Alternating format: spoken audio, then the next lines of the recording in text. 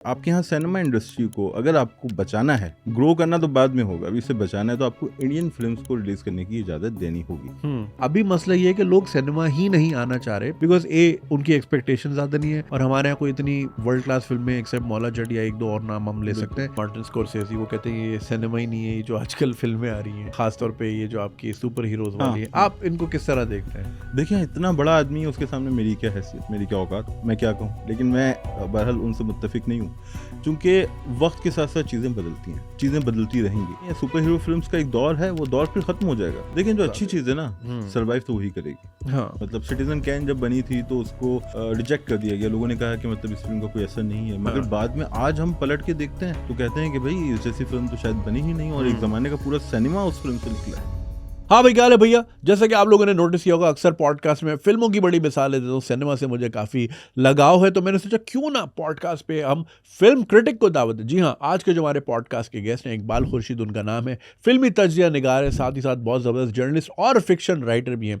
तो उनके साथ हमने बहुत डिटेल में सिनेमा पे बात की, सिनेमा की हिस्ट्री, बॉलीवुड, लॉलीवुड, हॉलीवुड सारे कवर किए, और ख़ास तौर पर जो साउथ इंडिया का जो सिनेमा है, जिसने पिछले एक दिहाई से धूम मचा रखी है, और खान्स को जो है giving them run for the money, उस पर काफ़ी डिटेल में हमने बात की। साथ ही साथ उनकी फिक्शन राइटिंग पे, उनकी किताबों पे भी हमने कुछ बात की। बड़ी इंटरेस्टिंग डिस्कशन है, आइए चल के इकबाल खुर्शीद से बात करते हैं।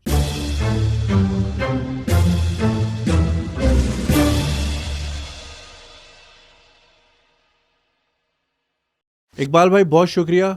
मैं आपका कई सालों से फ़ैन हूँ, हम लोग फेसबुक पे कनेक्टेड हैं, लेकिन मैं थोड़ा शर्मा शर्मी वाला आदमी हूँ, मुझसे ना गुफ्तगू इनिशिएट नहीं की जाती। जिसको लोग समझते हैं कि बड़ा एटीट्यूड वाला आदमी, ये हमें कुछ समझना नहीं है, ऐसी बात नहीं है। और जब चूँकि मुझे आपको बुलाना था, मैंने बड़े सालों से प्लान किया था। मैं आपके रिव्यूज़ पढ़ता हूँ, इनफैक्ट मैं ये बात क्लेम कर सकता हूँ कि कई साल पहले मैंने आपकी वॉल पे पहली बार देखा कि कोई साउथ की फिल्में फॉलो कर रहा है। आई एम श्योर और लोग होंगे, मगर मेरा जो पहला इंटरेक्शन था साउथ की फिल्मों का, वो आपके रिव्यूज़ के ज़रिए था। चाहे वो पुष्पा हो, RRR हो, KGF हो, वगैरह वगैरह, और मैं कंटिन्यूसली आपकी चीज़ें पढ़ता रहता हूँ। तो मुझे बड़ी खुशी हुई फर्स्ट ऑफ ऑल आप यहाँ आए। आपकी नज़र में सिनेमा क्या है, आर्ट क्या है, कमर्शियल सिनेमा, हम बहुत सारी डायरेक्शन में चले गए हैं, लेकिन स्टार्ट करते हैं कि भाई पहले तो शुक्रिया, मैं खुद आपका फ़ैन हूँ और मुझे बहुत अच्छा लगा कि मैं यहाँ मौजूद हूँ, आपसे बात कर रहा हूँ, और आपकी बेसाख्तगी का मैं मोतरफ़ हूँ। अच्छा, अब बात हो जाए साउथ के सिनेमा की, आगाज़ वहाँ से हुआ, तो बिलाशुबा ये एक कहानी है, तवील कहानी है, लेकिन मैं मुख्तसरन आपको बताऊँ एक मिसाल के साथ कि ये बहुत बरस पहले की बात है। मैं एक्सप्रेस अखबार से वाबस्ता था और वहाँ मैंने एक आर्टिकल लिखा। तो उस आर्टिकल का उन्वान कुछ यूँ था कि बिग बी से बड़े और खान से महान, यानी बिग बी से बड़े और खान से महान, ये कमल हसन और रजनीकांत पे एक आर्टिकल था। ये बात शायद 2012-13 की। उस ज़माने में तो आप समझे कि ना पुष्पा थी, ना बाहुबली थी, कुछ भी नहीं था। तो उस ज़माने में मैं देखता था उनकी फिल्म्स को, मैं उनकी स्टारडम से बहुत ज़्यादा मुतासिर था। मैं सोचता था कि यार कैसे बच्चन साहब और कमल हसन, और बच्चन साहब और रजनीकांत, ये एक ही ज़माने के हैं। तो बच्चन साहब तो मोहब्बतों के बाद चले गए, 58 ईयर्स ऑफ एज जब थी, तो उन्होंने कहा मैं हीरो नहीं बनूंगा। लेकिन ये रजनीकांत और कमल हसन आज भी हीरो बन रहे हैं। तो इनके स्टारडम पे मैंने जो आर्टिकल लिखा था, वो मेरी पहली कोशिश थी। और मेन स्ट्रीम जो प्रिंट मीडिया है, वो उससे पहले, एक तो हमारे यहाँ आपको पता है कि जो शोबिस जर्नलिज्म है, वो पस्त तरीन सतह पे तस्वूर किया जाता है प्रिंट में, और ख़ासतौर पे उर्दू में। अंग्रेज़ी में तो फिर भी कोई इम्कान है। तो उस वक्त कुछ दोस्तों ने मुझे कहा कि ये तुम कर रहे हो, यानी जो तुम शोबिस पे लिख रहे हो और वो भी साउथ पे लिख रहे हो, ये बहुत बड़ा रिस्क है, इससे तुम्हारी इमेज डैमेज होगी, क्योंकि लोग तुम्हें एक सहाफ़ी के तौर पे जानते हैं, एक अदीब के तौर पे जानते हैं। मगर शौक़ था, लिखा, और मुझे अच्छा लगा कि उस तरह की चीज़ें आप तक पहुँची। और आपने सिनेमा के बारे में कहा, सिनेमा तो मेरे ख़्याल में एक जादू का नाम है, एक मैजिक बॉक्स कह लें, बॉक्स छोटा लफ्ज़ है, कोई बहुत बड़ी चीज़। और लेनिन ने भी इसको आइडेंटिफाई किया, यानी वो फिल्म्स बनाने में इसलिए उन्होंने, सोवियत यूनियन ने दिलचस्पी ज़ाहिर की इनकलाब के बाद, कि इससे हम अपने प्रोपेगेंडे को या अपने नज़रियात को आगे तक पहुंचा सकते हैं। तो ये प्रोपेगेंडे का भी टूल है, तफरीह का भी टूल है, तालीम का भी टूल है, मगर मजमूई तौर पे इसने लोगों में खुशी तकसीम की है, मुझे ऐसा लगता है। अच्छा, जैसे आपने बात की कि बिग बी से आगे और खान से महान, तो आप देखें रजनीकांत को तो चले हम हिंदी सिनेमा में भी देखते रहे हैं, और मेरा भी तारुफ उनका वो उनके स्टाइल से ही था, और वो जो हम सोनी पे या ZTV पे जिस तरह देखते थे, जो कमल हसन का भी हमारा बस वो चुपड़ी चुपड़ी चाची और ये हाँ। वाली जो फिल्में थी, हम बस चाची 420 चाची उन्होंने की थी। 420, हाँ यही हमारा इंट्रोडक्शन था, क्योंकि उस ज़माने में आई डोंट नो कि डब्ड फिल्में आती थी साउथ की, यानी मैं वीसीआर के ज़माने की बात कर रहा हूँ। तो आपका इनसे तारुफ जो साउथ की फिल्मों का ख़ास तौर पे, वो कब से हुआ? अच्छा, ये आपने बिल्कुल सही कहा। जिस ज़माने में हमारे यहाँ वीसीआर था ना, उस ज़माने में तो साउथ इंडियन स्टार्स को हम सिर्फ नॉर्थ की फिल्म, यानी नॉर्थ से मुराद हिंदी बेल्ट की फिल्म में देख सकते थे। जैसे आपको याद होगा बच्चन साहब की फिल्म आई थी हम, गोविंदा, रजनीकांत हाँ। और बच्चन साहब। तो हम इस तरह की फिल्मों में जहाँ हिंदी फिल्म ये लोग करते थे तो हम इन्हें देखते थे, शनाख्त करते। नागार्जुन ने श्रीदेवी के साथ एक फिल्म की थी जिसका गाना था तुम मिले गुल खिले वगैरह वगैरह। लेकिन जब ये नहीं, केबल आया, तुम मिले दिल खिले क्रिमिनल फिल्म का गाना है। राइट, हाँ क्रिमिनल सही, फिल्म का हाँ गाना है। क्रिमिनल फिल्म का हाँ, गाना। तो जब डिश आई, हम थे सऊदी अरब में। सऊदी अरब में शायद यहाँ से पहले डिश आ गई, सही। वहाँ उन्होंने उसको इतनी जल्दी हराम करार नहीं दिया। तो हमने सोनी को आते हुए देखा। सोनी जब आया पहली बार तो उसकी जो पहले दिन की ट्रांसमिशन थी वहाँ हमने डिश पे देखी।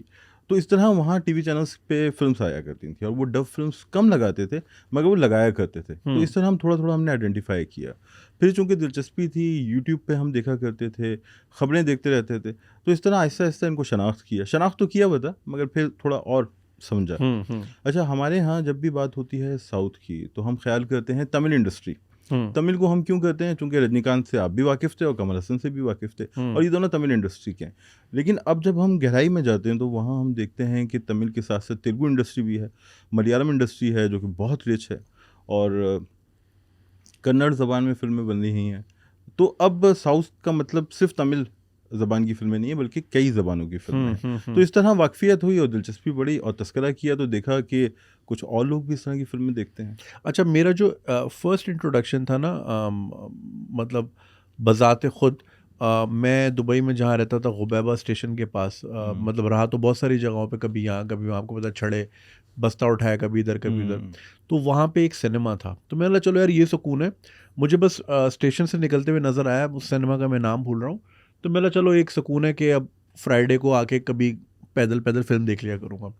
तो फिर पता चल जब मैं गया दोस्तों के साथ कि यार इधर करीब में सिनेमा, मैं भी नया था, दोस्त भी नए थे, तो वहाँ हम देख रहे हैं, वहाँ पे सिर्फ मतलब साउथ इंडियन केरलाइट्स और यही लोग वहाँ पे थे। तो मैंने बोला यहाँ पे डाइवर्सिटी नहीं दिख रही, तो पता चला वहाँ लगती ही साउथ की फिल्में थी। सही। तो मैंने बोला अच्छा ये तो फिर ऑफ सीन है। फिर पता चला कि वो मतलब इतनी हिट होती हैं कि वहाँ पे आप सवाल ही नहीं पैदा होता कि आपको सीट्स मिल जाएं या टिकट्स मिल जाएं, like there really sought after. तो मुझे फिर एक मेरा तज्जिया ये था कि गालिबन ज़्यादा हिंदी लोग नहीं समझते, and obviously everyone's comfortable in their own language, जैसे यहाँ पे पश्तो फिल्में बड़ी चलती हैं, तो शायद मतलब ये भी एक कल्ट फॉलोइंग है कि वो ठीक है बॉलीवुड कमर्शियल देख रहे हैं मगर वो अपना सिनेमा भी प्रेफर कर रहे हैं। तो मेरे लिए वो पहला तजुर्बा था कि यार यहाँ पे भी मतलब उस बेल्ट की भी इतनी ज़बरदस्त फॉलोइंग है। अच्छा, साथ ही साथ अगर हम बात करें, पहले हम स्टार्ट करते हैं पाकिस्तानी सिनेमा के ऊपर कि उसका पास्ट क्या था, उसका फिर क्या बना, कहाँ से आपको लगा कि शिफ्ट आया, because there was a point कि हमारी फिल्में चाइना में आईना चाइना में चल रही थी, चाइना में चली थी। तो आपका क्या टेक है इस पर? देखें, तारीख़ में अगर हम तारीख़ को खंगालें तो बहुत बात तवील हो जाएगी। मुख्तसरन ये कि एक ज़माने में हमारा सिनेमा अच्छा था, ये हम तस्लीम करते हैं। फिर हमारे सिनेमा में बिगाड़ आया, ज़वाल से पहले बिगाड़ आया। अच्छा, बिगाड़ का सबब ये हो सकता है कि हो सकता है हुकूमतें ऐसी आई हों, मार्शल लॉ लग गया हो, जो सरकार हो वो नहीं चाहती हो कि ख़ास तरह की फ़िल्म्स बने, या वो एंटरटेनमेंट को दबाना चाहती हो। देखें, एक नज़रिया हो सकता है ना, ज़िया साहब के दौर में हर तरह की तफरीक पे कदगन लगी या उसको थोड़ा तराशा खराशा गया। हाँ। तो उसके बाद सिनेमा में शिफ्ट आया, पंजाबी फिल्म्स आई। कुछ लोगों का ये ख्याल है और इस पे एतराज़ हो सकता है कि पंजाबी फ़िल्मों से बहरहाल पाकिस्तानी फ़िल्म इंडस्ट्री को नुकसान ज़्यादा हुआ, फ़ायदा कम पहुंचा। क्योंकि इंडिया में तो ये था कि हर रीजन में फिल्म बन रही है, अपनी ज़बान में फ़िल्में बना रहे हैं। पाकिस्तान में उर्दू और पंजाबी फ़िल्मों में कुछ इस तरह मुकाबला रहा और पंजाबी फ़िल्मों का जब गलबा रहता था तो उर्दू फिल्में कुछ नीचे चली जाती थी। अच्छा, फिर नवाज शरीफ साहब का जो आखिरी दौर था और मुशर्रफ साहब का दौर जब आया, तब भी पाकिस्तानी सिनेमा में कुछ बेहतरी के इम्कानात नज़र आ रहे थे। शान ने 2 फिल्म्स बनाई थी, यानी वो फिल्म्स कंपैरेटिवली अगर production quality guns and roses, मुझे शान चाहिए। फिर जावेद शेख साहब कुछ करने की कोशिश कर रहे थे, उनकी हाँ हमें मौसीकी में कुछ जिद्दत दिखाई दे रही थी। उनका जो कैमरा वर्क होता था, उनके जो कलर्स होते थे वो अच्छे लगते थे।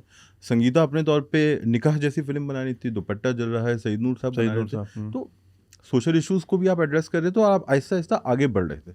नए डायरेक्टर्स आपके पास आ रहे थे, लेकिन फिर सईद नूर साहब ने चूड़ियाँ बनाई, बहुत अच्छी फिल्म थी, लोग उसको कहते हैं कि शानदार फिल्म है। लेकिन हुआ ये वही जो मैंने आपसे कहा ना कि पता नहीं शायद हमारी ट्रेजेडी रही कि उर्दू और पंजाबी फिल्मों में मुकाबला रहा।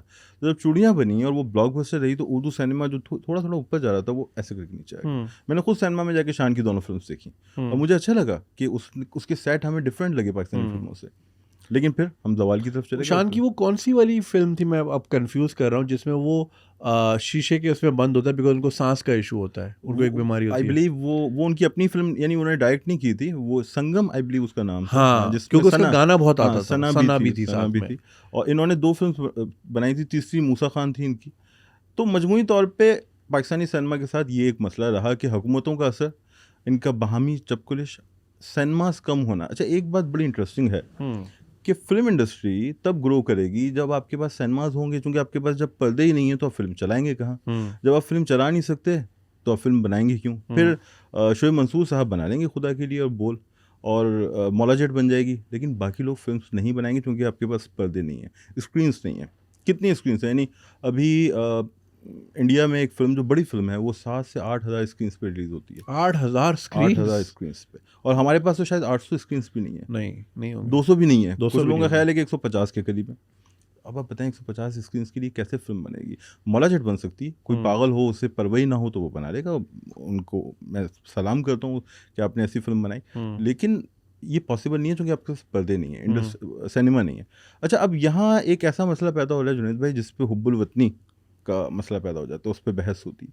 वो कहते हैं जी, मेरा ये ख्याल है और बहुत से दोस्तों का ये मानना है कि आपके यहाँ सिनेमा इंडस्ट्री को अगर आपको बचाना है, ग्रो करना तो बाद में होगा, अभी इसे बचाना है तो आपको इंडियन फिल्म्स को रिलीज़ करने की इजाज़त देनी होगी। और मेरा ये ख्याल है कि पाकिस्तानी हुकूमत कम से कम इस वक्त नेगेटिव अप्रोच नहीं रखती। पहले भी मियाँ साहब के दौर में इंडियन फिल्म्स को रिलीज़ होने की इजाज़त मिली थी और शायद अब भी मिल जाए। अब की बात जो हटीलापन या अड़ियलपन जो है वो इंडिया से है। उनकी पॉलिसीज़ ऐसी हैं कि हमारे पास ये ऑप्शन नहीं बचता कि हम उनकी फिल्म्स को यहाँ रिलीज़ होने की इजाज़त दें। यानी जब मौला जेट वहाँ गई और सिर्फ पंजाबी सर्किट में रिलीज़ होने की बात हुई तो उन्होंने कम वक्तों ने उसको भी बंदिश लगा दी, नहीं रिलीज़ होने दिया। तो इंडिया को मेरे ख्याल में थोड़ा फराखदिली का सबूत देना होगा, क्योंकि हम तो तैयार हैं उनकी फिल्म्स लगाने के लिए। उनकी फिल्म्स लगेंगी तो हमारे यहाँ स्क्रीन्स बढ़ेंगी, और स्क्रीन्स बढ़ेंगी तो फिर हमारे डायरेक्टर और प्रोड्यूसर्स फिल्म बनाएंगे, क्योंकि उन्हें पता है कि फिल्म रिकवर हो जाएगी। अच्छा, इसमें जो लोकल डायरेक्टर्स हैं उनसे बातचीत रहती है इसी टॉपिक पे, वो ये कहते हैं कि ऐसा भी हुआ है कि फर्स्ट ऑफ ऑल हमारा टारगेट फुटफॉल है। अब वो मेरी स्क्रीन पे आए, इकबाल साहब की स्क्रीन पे, किसी की भी, फिलहाल लोग आए।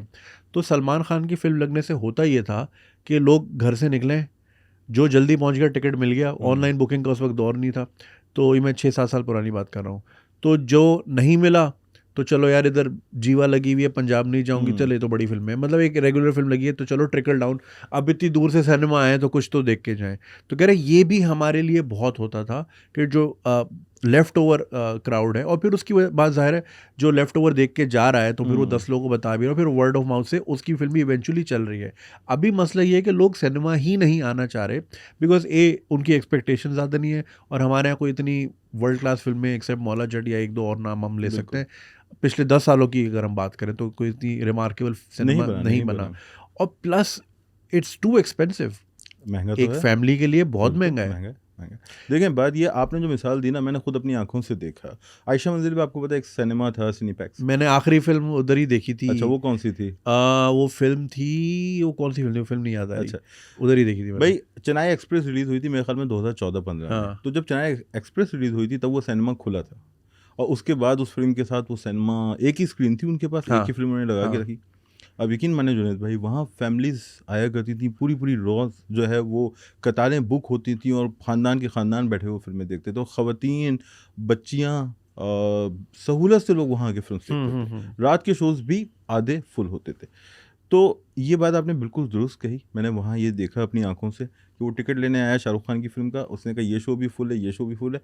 एक पाकिस्तानी फ़िल्म थी तो उसने कहा कि आप इसके टिकट दे दें, और कहाँ बैठ के देखी मैंने कभी, अगली सफ़ों में, यानी कि जहाँ से आप स्क्रीन को ऐसे देखते हैं, मैं कभी फिल्म नहीं देखूंगा, शाहरुख खान की फिल्म भी नहीं देखूंगा, लेकिन मैंने देखा कि बच्चे अगली सफ़ों की फिल्म भी टिकट्स भी लेते थे और फिल्म देखते थे। तो आपकी बात 100% दुरुस्त है। कहानी मुख्तसरन ये है, आप इंडियन फिल्म रिलीज़ होने दें, आप शाहरुख खान, सलमान, आमिर की फिल्म्स लगने दें, आप देखेंगे सिनेमा इंडस्ट्री ग्रो करेगी। और जब सिनेमा इंडस्ट्री ग्रो कर जाएगी, आपके पास 500-600 पर्दे हो जाएंगे, तो प्रोड्यूसर्स भी आ जाएंगे, डायरेक्टर्स भी एक्टिव हो जाएंगे और फिल्में बनना शुरू हो जाएंगी। लेकिन अभी इसके ना होने का सबब हमारे पास, हम कसूरवार कम है, हमारा पड़ोसी ज़्यादा है। हाँ, अच्छा, इसमें हाँ ये कर सकते हो कि भाई प्रोपागेंडा फिल्म हम नहीं लगाएंगे, हम गदर नहीं लगाएंगे, हम कश्मीर फाइल्स नहीं लगाएंगे, हम ये वाली नहीं लगाएंगे, लेकिन जो कमर्शियल फिल्म है, दबंग शबंग, ये पार्ट 2 पार्ट 3 ये लगा लेंगे, इसमें प्योर एंटरटेनमेंट। हाँ, अगर हम और लचक दिखाएं तो हम ये कर सकते हैं। हाँ। और मेरे ख्याल में हमें करने की ज़रूरत पड़ेगी। हमारी सिनेमा इंडस्ट्री बहुत बुरे हाल में है। यानी कि अज़र मज़ाक कहा जाए कि आपको व्हाट्सएप मैसेज आए कि जी फ़लाँ का पाकिस्तानी सिनेमा का इंतकाल हो गया है, और जो आखिरी रसूमात की जो तफसीलात हैं वो आपको व्हाट्सएप कर दी जाएंगी। ये वाले हालात हैं। हाँ, फ्रैंकली अब तो वो, मैं ज़ाहिर है, मैं तो जिस इलाके में रहता था वहाँ तो वॉकिंग डिस्टेंस पे कपरी भी था, निशात भी था, निशात को जला दिया गया। फिर जो ओडियन था, बैम्बिनो था उस साइड पे। ओडियन में इलेक्ट्रॉनिक मार्केट बन गई। जो गोडियन था वहाँ वहाँ एक मॉल बन गया, वहाँ सिर्फ चाइनीज़ होते हैं। ये भी एक मॉल है कराची में, ज़्यादातर लोगों को पता नहीं है कि वहाँ सिर्फ चाइनीज़ है। वेयर हाउसेज हैं, हाँ, बहुत ज़्यादा दुकानें हैं उनकी, गुल प्लाजा के बिल्कुल सामने। खैर ये तो थोड़े एक्सरेटेड टाइप के सिनेमा से, बट एटलीस्ट सिनेमा तो थे। तो एक एक करके तो सिनेमा, वो शॉपिंग मॉल और प्लाजे बनते जा रहे हैं, ये मसला हो गया। सिंगल स्क्रीन तो समझे हमारे यहाँ खत्म, कराची की सतह पे ख़त्म हो चुकी हैं।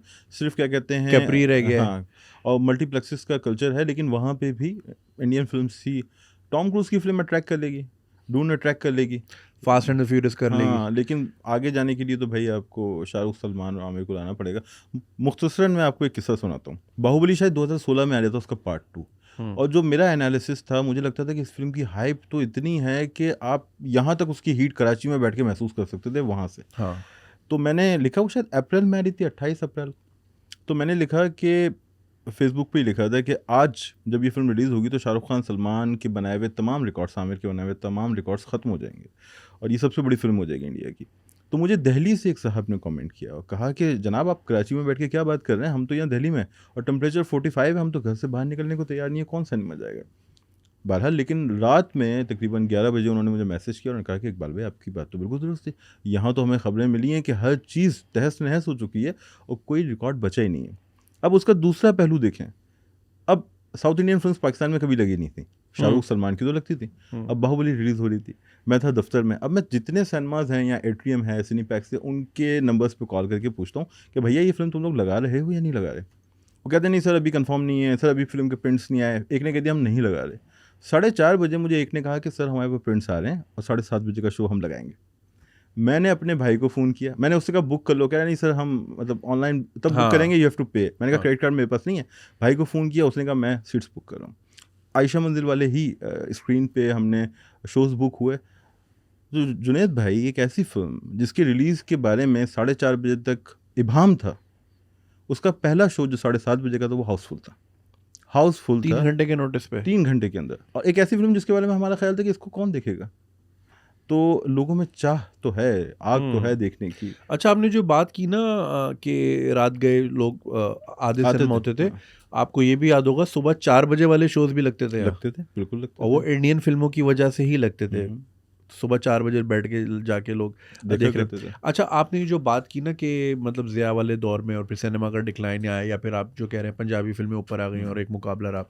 आपको याद होगा मुशर्रफ टाइम पे कारा फिल्म फेस्टिवल हुआ करता था, जिसमें नसीरुद्दीन शाह साहब भी आए, भट्ट साहब भी यहाँ बहुत आते थे, और भी बड़े बड़े इंडियन से, अजय देवगन साहब भी कराची होके गए हैं, विशाल भारद्वाज आया करते थे, नसीर साहब, जावेद अख्तर, ओम पुरी। हाँ, ओम पुरी साहब भी आए। ओम पुरी साहब को तो हमारी हिमायत करने का खुमियाजा भी पड़ा बहरहाल। तो मैंने वहाँ पे एक डॉक्यूमेंट्री देखी थी, वो साकिब मलिक और अदनान मलिक दोनों भाइयों ने मिलके सिनेमा के ऊपर ही बनाई थी। तो उसमें साकिब मलिक का एक बड़ा इंटरेस्टिंग पॉइंट था। उनका ये कहना था कि जब डिक्टेटरशिप आई ना भुट्टो के बाद ज़िया की, तो डिक्टेटरशिप होती है वन मैन शो, तो उनको मासेस तक एक रिप्रेजेंटेशन चाहिए थी कि वन मैन शो जो है इतना सक्सेसफुल होता है। तो उन्होंने इस तरह की चीज़ों को पुश किया, सुल्तान रही टाइप कंटेंट को। अब सुल्तान रही को अगर आप देखें, वो कहीं से हीरो मटेरियल नहीं थे वो, मगर ये कि उनकी आवाज़ थी और लहजा था, और वो फिर ज़ाहिर है चिंगाड़ के जो बात करते थे, तो वो चीज़ समझ आई मासेस को, और फिर वो इक्वेट होने लगी ज़िया साहब के साथ, और ऑब्वियसली वो दोनों एक दूसरे को एंडोर्समेंट, एक आप समझ ले कि एक ना कही हुई शादी एक चल रही सही थी। सही तो वो इसलिए अवाम में पजीराई मिली, और फिर उससे उनके इक़्तिदार को वसअत भी मिली मिली। समहाउ। ज़ाहिर है माइंड का गेम है सारा, और हम्म। सिनेमा से ही, जैसा आपने बोला कि लेनिन तक समझ गया था कि भाई प्रोपेगेंडा टूल है, नॉर्थ कोरिया भी चलाता है, हम भी कभी कर लेते हैं, पड़ोस में भी होता है होता प्रोपेगेंडा। रहता है, बिल्कुल। तो वो उन्होंने ये बड़ी इंटरेस्टिंग टेक की थी। आपको क्या लगता है इसमें कोई देखिए, सदाकत ये है? जो बात है ना, इसको लोगों ने बहुत मुख्तलिफ पहलुओं से देखा है। एक साहिबा थी जो इस बात पर रिसर्च कर रही थी, उनका नाम वजिहा था, मेरा पूरा नाम मेरे ध्यान में नहीं है। तो उन्होंने कहा कि फिल्म्स, अगर नंबर्स की बात की जाए तो सबसे ज़्यादा फिल्म ज़िया के दौर में बनी। तो ये बड़ी इंटरेस्टिंग बात है कि क्यों बनी। एक ऐसे दौर में जहाँ शायद सिनेमा को या तफरीह को आप कैद करना चाहते हो। दूसरी बात ये है कि हमारे एक और दोस्त हैं फिल्म्स पे जो बहुत अच्छा लिखते हैं, और बहुत कम लोग हैं उर्दू में जो तज़किया करते हैं, जुल्फ़िकार अली जुल्फ़ी। तो उनका कहना लगभग उनके अल्फाज, चूँकि तो मुझे याद नहीं है, मगर उनका मौक़िफ़ यह है कि जब ज़िया दौर में बहुत ज़्यादा तनाव था, दबाव था, जबर था, तो जब जबर होता है तो लोग कथारसिस तो चाहते हैं। तो फिर एक इस तरह की फ़िल्म्स दी गई जिसके अंदर बहुत मार-धाड़ थी, तशद्दुद था, हाँ। गुस्सा था, तो लोगों के वो जो जज्बात थे ना, वो सिनेमा में निकलना शुरू हो गए। तो कहीं न कहीं जो साकिब मलिक ने बात कही और ये बात, ये कहीं न कहीं जाके फिट बैठती तो हैं, आपस में मिलती हैं, एक जैसी नहीं है। तो ये पहलू तो बिल्कुल है, इस तरह के मामलात और तो आपने होते हैं। बड़ा इंटरेस्टिंग पॉइंट रेज किया कि एक्शन फिल्म में देख के सुकून तो मिलता है। मिलता है, बिल्कुल। ठीक है ना, हम भी जब कराटे किड देख के निकलते थे या मोर्टल कॉम्बैट देख के, तो पहले तो कज़न को ही पीटते थे राइट, सीख के जो भी दाव था।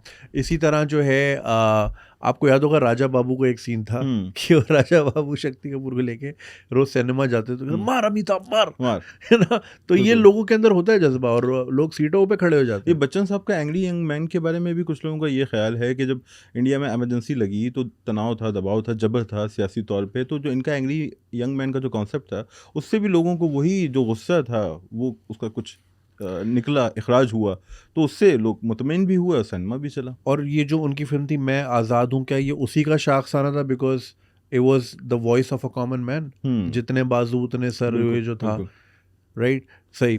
अच्छा, तो पाकिस्तानी सिनेमा की हमने बात कर ली। इंडियन सिनेमा को आप हिस्टोरिकली, अगर हम हिस्टोरिक मुग़ल आज़म से चले शुरू हो जाते हैं, आप किस तरह देखते हैं कि ठहराव रहा, एक उन्होंने एक सिमत पकड़ के रखी, सस्टेन किया उन्होंने, उनके जितने भी डायरेक्टर्स आए, आर्ट फॉर्म को अलाइव रखा, या आपको लगता है कि हलचल भी रही बीच में? देखें, एक बात यह है कि कोई और आप पे आके कब्जा कर ले, नौबादियात आपको बना ले, जैसे बरतानिया यहाँ आया तो ईस्ट इंडिया कंपनी आई तो उसका इस खित्ते को नुकसान हुआ, लेकिन ये फ़ायदा हुआ कि जो जदीद टेक्नोलॉजी थी, जो कुछ दुनिया में हो रहा था वो आपके साथ भी होने लगा। तो फिल्म्स अगर वहाँ जैज सिंगर जो है 1927 में बनती है, पहली साउंड फिल्म कहेंगे उसे या पहली टॉकीज़ कहेंगे, तो यहाँ आलम आरा बनी थी 1931 में, जो इंडिया की बात करेंगे, इंडिया की पहली फिल्म थी, पहली साउंड फिल्म थी।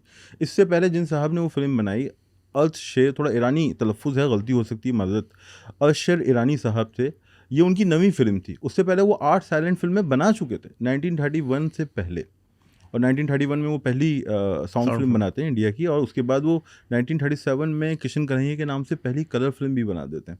तो इंडियन सिनेमा को ये सहूलत रही कि टेक्नोलॉजी, वाक़यात और जो भी तरक्की हुई उससे वो बाखबर रहे, उसका उन्होंने इतलाक़ किया। फिर आप देखें कि तक़सीम के ज़माने में इंडियन सिनेमा बहुत ही पुरक़ुव्वत था। नूरजहाँ साहिबा शायद एक फ़िल्म इंडिया में भी कर चुकी थी, यानी पार्टीशन से पहले। फिर महबूब ने फ़िल्में बनाई, मदर इंडिया बनाई, आन बनाई। आन के बारे में कहते हैं कि बाकायदा शायद इंडिया की पहली कलर फिल्म थी, और मदर इंडिया आप बना रहे हैं। फिर कमाल अमरोही साहब थे जिन्होंने महल बनाई, अशोकदा को लेके, क्या शानदार फिल्म थी 1949। फिर वही बाद में पाकीज़ा बनाते हैं, बहुत ही खूबसूरत फिल्म। और फिर लोग चलते चले गए। देवानंद साहब आए तो उन्होंने गाइड, जो मतलब अब कल्ट क्लासिक समझी जाती है, वो उन्होंने खुद प्रोड्यूस की, और बाद में खुद भी फिल्में डायरेक्ट की, जो कि वो बहरहाल वो इतनी अच्छी film, return of joule thief. अच्छा, जूल थीफ उन्होंने खुद प्रोड्यूस की थी। हाँ। वो उन्होंने प्रोड्यूस की, लेकिन जब और 90s में उन्होंने रिटर्न ऑफ जूल थीफ बनाई थी। जो उन्होंने रिटर्न, असल में अगर देवानंद साहब दिलीप कुमार के नक्शे कदम की पैरवी करते ना, कि खामोश होकर एक जगह वक़ार से बैठ जाते, तो उनको बहुत इज्जत मिलती। वो बहुत टैलेंटेड आदमी था। जैसे नसीरुद्दीन शाह साहब कहते हैं, वो दिलीप साहब को नहीं मानते, लेकिन वो देवानंद को मानते हैं।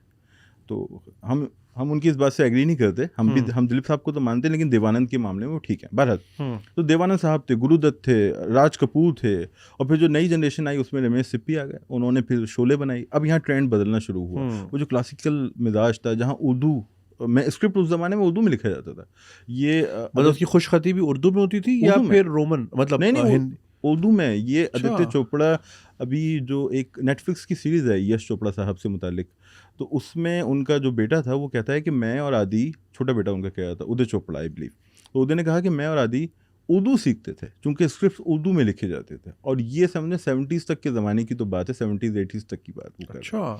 फिर ऐसा ऐसा हिंदी और रोमन वो सारे फैक्टर आए। तो रमेश सिप्पी साहब है, उन्होंने शक्ति बनाई, शोले बनाई। फिर यश चोपड़ा साहब का जो असर है, मतलब आप देखें दीवार भी वही साहब बना रहे हैं, फिर चांदनी भी वही बना रहे हैं, फिर डर भी वही बना रहे हैं, जब तक हिजाम, मतलब मरते दम तक वो फिल्में बनाते रहे। फिर ये भंसाली, राजकुमार हिरानी। अच्छा, राम गोपाल वर्मा का असर सिनेमा पे बहुत है, हिंदी सिनेमा पे। बाद में उन्होंने बहुत खराब काम किया। अब वो जो काम कर रहे हैं, हाँ, अब तो बहुत ही आउट हो गए। हाँ, वो तो लग रहा है कि एक कैमरा रख के बना के हीरोइन से कहते हैं कि बस बेटा शुरू हो जाओ। तो अब वो बहुत खराब काम कर रहे हैं।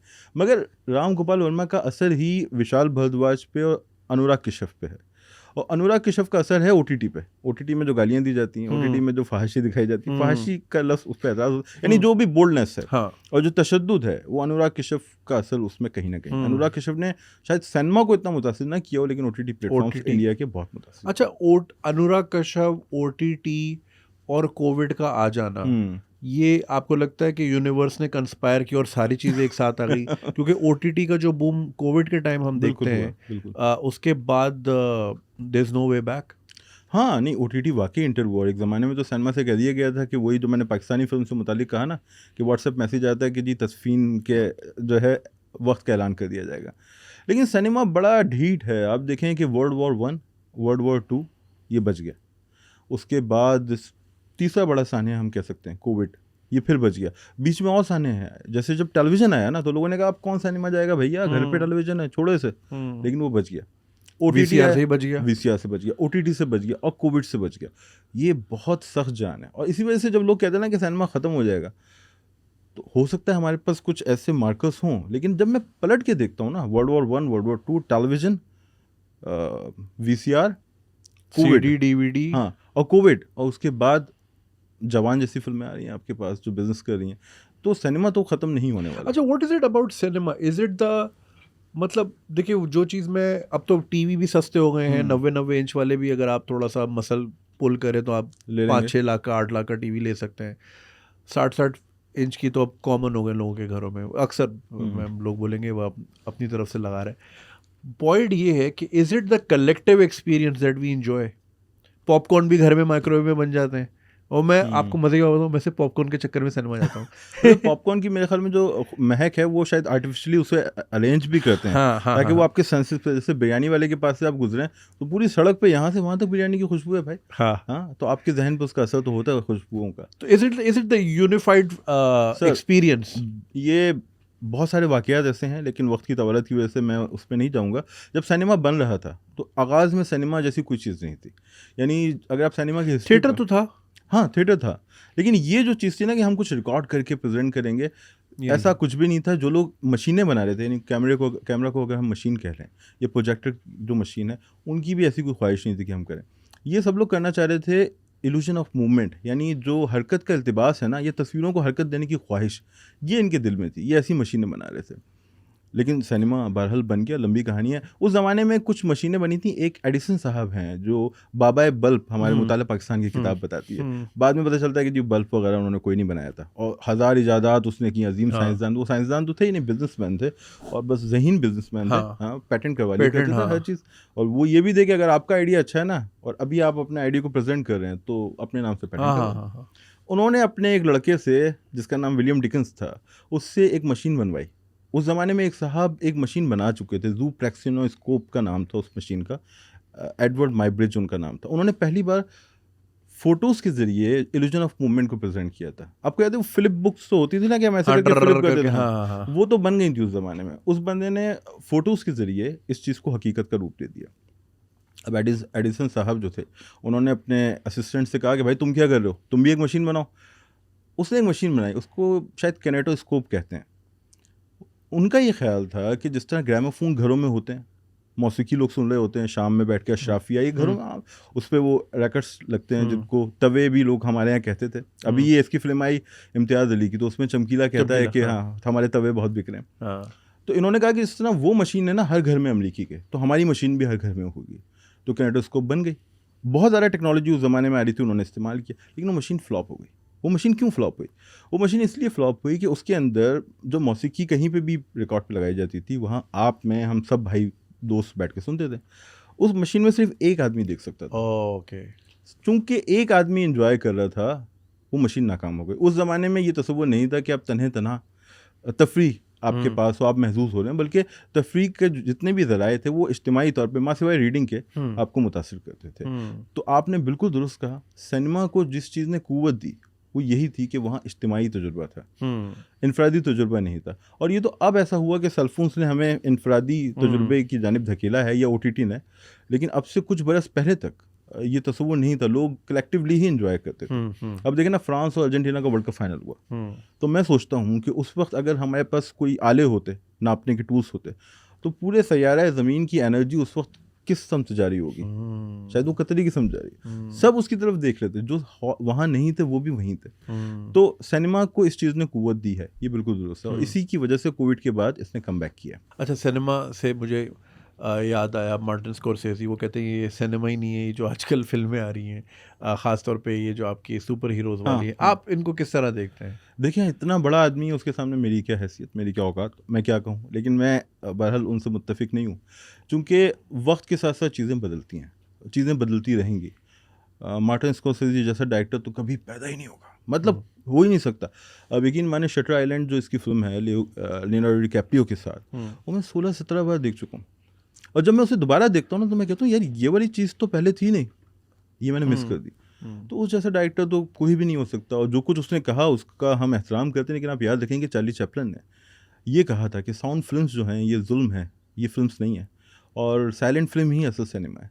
मगर बाद में उसने द ग्रेट डिक्टेटर बनाई, तो चीज़ें तब्दील होती हैं। सुपर हीरो फिल्म्स का एक दौर है, वो दौर फिर ख़त्म हो जाएगा। देखिए ना, बैटमैन, क्रिस्टोफर नॉलन अगर बैटमैन बनाते तो आप क्या उसे सुपर हीरो फिल्म कहेंगे? मैं तो नहीं कहूँगा। नहीं, मैं तो कहूँगा कि भाई उसमें तो फ़लसफ़ा भी है, उसमें सिम्बल्स भी हैं। और बैन एफ्लिक के साथ उन्होंने जो बनाई वो इतनी अच्छी नहीं थी, मगर आहिस्ता आहिस्ता वो वापस आएंगे। अच्छा, मुझे थोड़ा सा ना ये लेज़ी सिनेमा लगता है, क्योंकि इसमें अगेन बात आपकी वही वाली सही है। देखिए, मैं ट्रेडिशनल म्यूज़िक लवर हूँ, तो मुझे तो जब तक कोई आप गिटार बजा के नहीं सुनाओगे या कीबोर्ड पे आप सिंथेसाइज़र पे उंगलियां नहीं चलाओगे, तो मैं महसूस नहीं होऊंगा। अगर आपने कंप्यूटर में प्रोग्राम बना के ये यहाँ लगा दिया और यहाँ, और एक गाना रिलीज़ कर दिया और वो स्पॉटिफाई नंबर 1 हो गया, आई मीन ठीक है, गुड फॉर यू, चीज़ें बदलती हैं, बट शायद लोग वक्त में फंस के भी रह जाते हैं। सुपर हीरो फिल्म का ये है कि वो अब जैसे 300 जो थी, मैं पिछले दिनों जैक स्नाइडर का इंटरव्यू देख रहा था, तो पता चला कि वो 40 दिन में एक ही स्टूडियो के अंदर बन गई थी, एक कमरे के अंदर बनी थी, मगर बड़ा महसूस हुआ था। मगर ये अभी जो है वो इतनी यूनिवर्स आ गई हैं, it's very difficult to keep track of things. लोग रखते भी, अगर ये वाली देखनी है तो उसके लिए आपने एवेंजर्स का वो वाला देखना है, कैप्टन अमेरिका वो देखना है, और थॉर का ये देखना है, तो ये समझ आएगा। And then for me it's very lazy cinema. मुझे जो सिनेमा पर्सनली पसंद है, मुझे पसंद है जैसे ब्रिजेस ऑफ मेडिसन काउंटी, 3.5 घंटे की फिल्म है, वो आराम से वो बिल्डअप उसका हो रहा है, फ्रेंचेस्का जो है मार्केट से आ रही है और क्लिंट ईस्टवुड जो है उससे फिर बातचीत कर रहा है, या फिर ये कि केविन कॉस्नर की फिल्में हो गई। मुझे ये चीज़ पसंद है कि एक बिल्डअप हो हर चीज़ का। ये धड़ाम धड़ूम करके ख़त्म हो गई। बैटमैन की हद तक मुझे पसंद है, क्योंकि बैटमैन मुझे एज अ हीरो बहुत पसंद है, वो एक कैरेक्टर मुझे बड़ा पसंद है। या फिर ये कि सुपरमैन, यहाँ तक ये जो क्या नाम था इनका, मैन ऑफ स्टील तक मुझे, हाँ, मगर ये मुझे लगता है थोड़ा सा। लेकिन जो अच्छी चीज़ है ना, सर्वाइव तो वही करेगी, हाँ, बाकी चीज़ें तो ख़त्म हो जाएंगी। मतलब सिटीजन कैन जब बनी थी तो उसको रिजेक्ट कर दिया गया, लोगों ने कहा कि मतलब इस फिल्म का कोई असर नहीं है, मगर बाद में आज हम पलट के देखते हैं तो कहते हैं कि भाई इस जैसी फिल्म तो शायद बनी ही नहीं, और एक ज़माने का पूरा सिनेमा उस फिल्म से निकला है। तो जो अच्छी सुपर हीरो फिल्म होगी वो बचेगी, और बाकी फिल्में धीरे धीरे ख़त्म हो जाएंगी। ट्रेंड्स आते हैं, बदलते हैं, चीज़ें बदलती रहती हैं, नई चीज़ें आ जाती हैं। तो अभी जैसे हमारे पड़ोस में इंडिया में देशभक्ति की तहरीक आसमानों पे पहुंची हुई है, और हर तरफ हमारे खिलाफ फिल्म बन रही है, या फिर अपने ही मुल्क में बसने वाली अकलीतों के खिलाफ फिल्म बन रही है, और वो फिल्म बहुत बिजनेस कर रही है। तो उसका मैंने सवाल रखा हुआ है असल में। जी। मैं ज़ाहिर है जो भी गेस्ट आता है मैं पहले अपने लिमिटेड जो ऑडियंस है जो सिमिलर माइंडसेट, फॉर एग्जांपल अगर फिल्म के मेरा अलग ग्रुप बना हुआ है तो मैं वहाँ डाल दिया कि जी फिल्म पे ही क्रिटिक बात हो गई। आ रहे हैं, तो लोगों ने भेजे में सवाल, तो वो उसमें ये वाला सवाल भी, देशभक्ति वाला सवाल भी है। अच्छा, हॉलीवुड में अगर हम रह के बात करें, सिटीजन केन का आपने जिक्र किया, मैंने एक साहब का फेसबुक पे स्टेटस पढ़ा था और उन्होंने एक बड़ी खूबसूरत फिल्म का एक पूरा तज्जिया निकाला हुआ था और उसको हमारे मुल्क के आज के हालात पे जोड़ा हुआ था, एक पार्टी लीडर से रिलेटेड। और मैंने वो फिल्म देखी, वो 1979 की पीटर सेलर्स की फिल्म है बीइंग देयर। सही। तो वो फिल्म जो है उसकी मैं स्पॉइल नहीं करूँगा आपके लिए, हाँ, मैंने देखनी, मैं देखना चाहूँगा। तो उसकी स्टोरी ये है कि वो एक अरबपति आदमी का गार्डनर होता है सही। और उसकी पूरी ज़िंदगी उसके गार्डन में ही गुजरी होती है और उसको सिर्फ टीवी देखना पसंद होता है। वो जहाँ जाता है रिमोट लेके बैठ जाता है। एक दिन बिलियनेयर ने उसको अलाउ किया होता है कि जो मेरे पुराने कपड़े हैं जो ऊपर एटिक में रखे हैं तुम भले वो पहन लिया करो, मेरे किस काम के। तो he dresses up like a billionaire but he is a gardener. एक दिन जी बिलियनेयर साहब मर जाते हैं, लॉयर आते हैं, कहते हैं भाई आपका तो यहाँ काम ही नहीं है, ये तो ट्रस्ट का घर हो गया, अब आप निकले यहाँ से। तो वो कहता है वेयर डू आई गो, उसको पता ही नहीं होता। अब वो वॉशिंगटन डीसी की गलियों में निकलता है तो वहाँ उसको समझ ही नहीं आ रहा था, गाड़ियाँ यूँ आ रही है यूँ जा रही है, टीवी पर उसने देखी थी चीज़ें। फिर वो एक गेटो एरिया में चला जाता है तो वो काले बच्चे उसको तंग कर रहे होते हैं।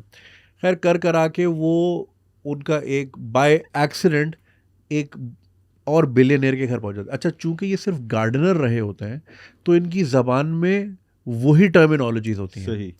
तो बाय एक्सीडेंट वो प्रेसिडेंट ऑफ यूनाइटेड स्टेट्स से मिल जाते हैं। सही। ठीक है, और प्रेसिडेंट पूछता है कि do you think we will get out of this mess, और चूंकि वो एक ही जबान जानता है वो कहता है the autumn will go away, the flowers will blossom. अच्छा, सब कहते हैं यार क्या फिलोसॉफिकल बंदा है। तो आपकी सोच है, मैं स्पॉइल नहीं करूंगा ऑडियंस के लिए, वो बंदा कहाँ से कहाँ पहुंच जाता है। सही। तो जोड़ा ये था कि कुछ लोग शायद इतने पावरफुल नहीं होते, वो सिर्फ बातों का वो जानते हैं और हम बस कह रहे होते हैं यार क्या बात कर दी इसने ज़बरदस्त। तो जो कल्ट मेंटालिटी हमारे यहाँ बन जाती है, हमारे यहाँ आए दिन जो है हर मतलब चाहे वो मज़हब हो चाहे सियासत हो, हम एक कल्ट बना लेते हैं और एक पेशवा बना लेते हैं कि भाई यही हमारा निजात दहिंदा है। तो उसके ऊपर ये सैटायर था और 79 में बना चुके थे। और मेरी एक और बड़ी फेवरेट फिल्म है द नेटवर्क, तो आपने देखी होगी। वो जो मीडिया के ऊपर वो जो खान साहब कह रहा हूँ सॉरी, वो एक अंकल होते हैं, वो चीख पड़ते हैं और वो कहते हैं कि ये सब झूठ है, और वो उनकी रेटिंग इतनी हाई आई थी, वो कहते हैं भाई तुमने अब यही करना है, यही काम। वो लेट नाइट शो कर रहे थे और वो एक दिन फट पड़ते हैं वो एक दिन। तो उसमें ये दिखाया कि मीडिया तो भाई कहता है बस जो बिक रहा है वही जो बिक रहा है बिल्कुल वही चलता है। ये तो वही है ना कि जो आपके यहाँ फरोख्त हो रहा है सारी चीज़ें आप पूरा सेटअप उस तरह लेके आ जाएंगे, उसी तरह के। आप देखें हमारे यहाँ जो एंकर्स हैं आज उन्हीं को हम जर्नलिस्ट कहते हैं। हाँ। टर्म बदल गई ना, पहले सहाफ़ी कोई और था, अगर सहाफ़ी का लफ्ज़ यूज़ किया जाएगा तो आम ख्याल आता है कि कोई एंकर होगा जो स्क्रीन पे है। हाँ। तो इस तरह हमारी सोच का जो एक स्ट्रक्चर है वो बदलता है, नया स्ट्रक्चर बन जाता है और हम समझते हैं कि यही स्ट्रक्चर हकीकत है, हालांकि वो सिर्फ एक सांचा होता है। अच्छा, क्लासिक फिल्मों की बातें करें तो आपकी कौन सी फेवरेट रही हैं 70s की 80s की, हॉलीवुड की अगर हम बात करें? तो हॉलीवुड के अंदर एक तो बात यह है कि जितनी भी बड़ी फिल्म्स बनी, चाहे से वो जितने भी बड़े डायरेक्टर्स थे, उनकी फिल्म्स देखना हम पे लाजिम तो है, क्योंकि हम इस फिल्म के स्टूडेंट्स भी हैं, फिल्म देखना भी दिलचस्पी रखते हैं। लेकिन जब हम बड़े हो रहे थे, जिन फिल्मों के साथ हम जुड़ रहे थे, ये वो फिल्म्स नहीं थी। उस ज़माने में तो आप देखें कि ये जेम्स बॉन्ड की सीरीज़ आ रही थी, और जेम्स बॉन्ड की सीरीज़ का ज़माना तो बड़ा तवील है। फिर मिशन इम्पॉसिबल में टॉम क्रूज साहब, इंडियाना जोन्स था, फिर हमने मैट्रिक्स को आते हुए देखा, टाइटैनिक देखी, जुरासिक पार्क देखी। तो ये फिल्म्स वो थी जिन्हें हमने पहल देखा। उसके बाद फिर हम इन्हीं के दरमियान देखते थे कि जी टॉम हैंक्स साहब ने कोई बहुत ही अच्छा काम कर दिया है, डेंजल वॉशिंगटन की कोई फिल्म आ गई, डैनियल डे लुइस साहब भी हैं। लेकिन हम पलट के देखते हैं तो डेफिनेटली गॉडफादर से होता है, उसका असर है, उससे हम निकल नहीं सकते।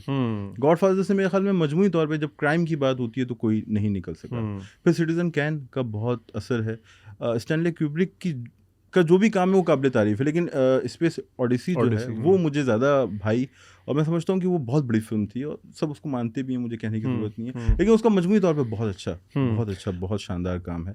फिर ये जेम्स कैमरॉन और ये जो दूसरे साहब हैं जुरासिक पार्क वाले, क्या नाम है, स्पीलबर्ग। हाँ भाई, ये बड़े अजीब व गरीब लोग हैं। मतलब आप देखें कि जो आदमी सेविंग प्राइवेट रियान बनाता है, वही आदमी फिर आपको जुरासिक पार्क भी दे रहा है। मतलब कितना तनव्वु है 80 भी दे रहा है, हाँ। मतलब हर। अच्छा, मैट्रिक्स का भी आपने भी नाम लिया था। बिल्कुल। मैट्रिक्स जो है वो अगर आप आज भी देखेंगे तो लगेगा आज के ऊपर ही बनी है, और उन्होंने 25 साल पहले 1999 में आई थी। इसका एक बड़ा फन फैक्ट है, ज़ाहिर है आपको तो पता ही होगा, ऑडियंस को बता दूँ, मुझे फैक्ट फेंकने की बड़ी आदत है। ये अच्छी आदत है। मैट्रिक्स को वार्नर ब्रदर्स को ये इन्होंने पिच किया, जो दोनों भाई हैं जो डायरेक्टर हैं इसके, वचाउस्की कैसे प्रोनाउंस करते हैं, पोलिश भाई हैं, अब दोनों ट्रांसजेंडर बन गए। बिल्कुल।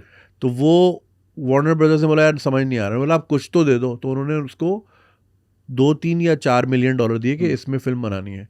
उस बजट का उन्होंने एक ही सीन बनाया, सही। वो जो गन फाइट वाला जो अक्षय ने भी कॉपी किया था, और उन्होंने बोला भाई ये सारे पैसों का हमने ये बना दिया। जब उन्होंने देखा, बोला ये तो बड़ी हरामी चीज़ है। फिर उन्होंने और बजट सैंक्शन किया कि भाई ये बनाए, तो वो अपने वक्त से बड़ी आगे की फिल्म थी वो। भाई देखिए ना कि आज हम 2024 में हैं और मैट्रिक्स शायद 1997-8 99 में ही थी। 99 में आई थी। आप उस फिल्म को आज देखें तो आज की एक्शन फिल्म से आप उसका मुवाजना करें तो उसकी रिचनेस आपको आज भी अपील करती है। मैंने अपने बेटे आहत से कहा कि ये फिल्म देखो, तो उसने कहा मैं एक्शन फिल्म क्यों देखूं, मैं तो आज की फिल्म देखूंगा। लेकिन जब उसने देखी तो उसने मुझसे एग्री किया कि इस फिल्म में कुछ खास था, ये बहरहाल इस जॉनरा में कोई बहुत बड़ा कमाल काम हुआ है।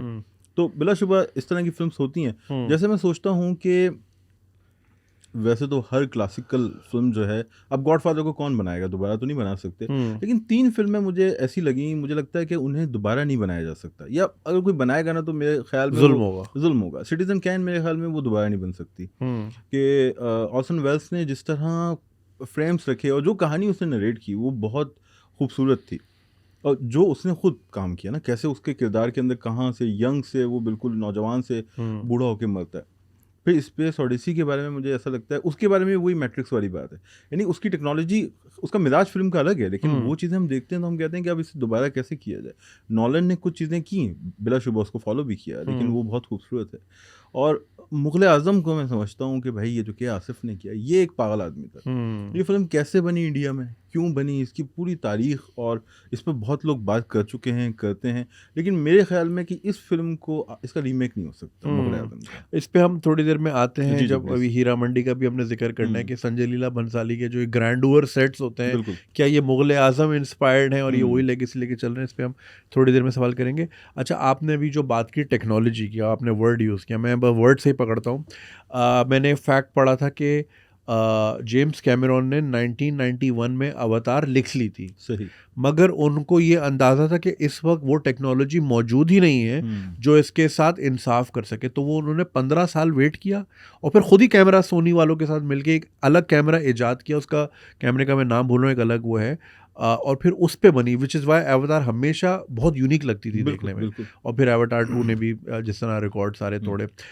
एक और चीज़ मैं कहना चाह रहा था, आपने सिटीजन केन के वो कैमरा एंगल्स की बात की, जो लोग सुन रहे हैं प्लीज़ मुझे ज़रूर कमेंट में बताइएगा। मैं ना वो यूट्यूब खंगालता रहता हूँ रात को सोने से पहले, कभी कहाँ मैं एक चैनल पे आ गया था और मुझसे गलती ये हुई, मैंने उसको सब्सक्राइब नहीं किया।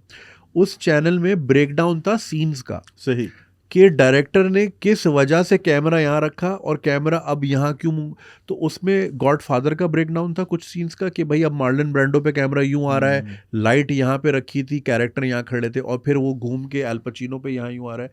इसी तरह रिजर्वायर डॉग्स के भी उसने इसी तरह ब्रेकडाउन, वो बहुत अच्छा चैनल था भाई, किसी को अगर नाम पता हो तो नीचे प्लीज़ एड्रेस कमेंट में डाल दे। ये बड़ी टेक्निक्स होती है, हम तो सोचते हैं भाई कैमरा खोला चलेगा। नहीं, लोगों ने हर तरह की फिल्म्स पे लोग, तो मैंने कहा कि वहाँ तो इंडस्ट्री चूँकि तरक्की याफ्ता थी, लोगों की दिलचस्पी थी, लोग थोड़े फाइनेंशियली भी मुस्तहकम थे, क्योंकि जो फ़नून लतीफ़ा की तरफ हम तभी जाते हैं जब थोड़ा हमारा पेट भर जाता है, पेट भरा हुआ हो। ये सच है, बिल्कुल तल्ख सच है, लेकिन है। तो वहाँ लोगों ने बहुत काम किया, और मैं भी जब इस तरह की चीज़ें देखता हूँ तो मुझे बाखुदा ऐसा लगता है कि शायद हम तो सिनेमा को जानते ही नहीं है। जितनी गिरफ्त के साथ, जितनी मोहब्बत के साथ, जितनी गहराई में जाके वो तज़किया करते हैं, तो हमें लगता है हम तालिब इल्म है, या शायद तालिब इल्म भी नहीं है। तो ये होता है। अच्छा, रिसेंटली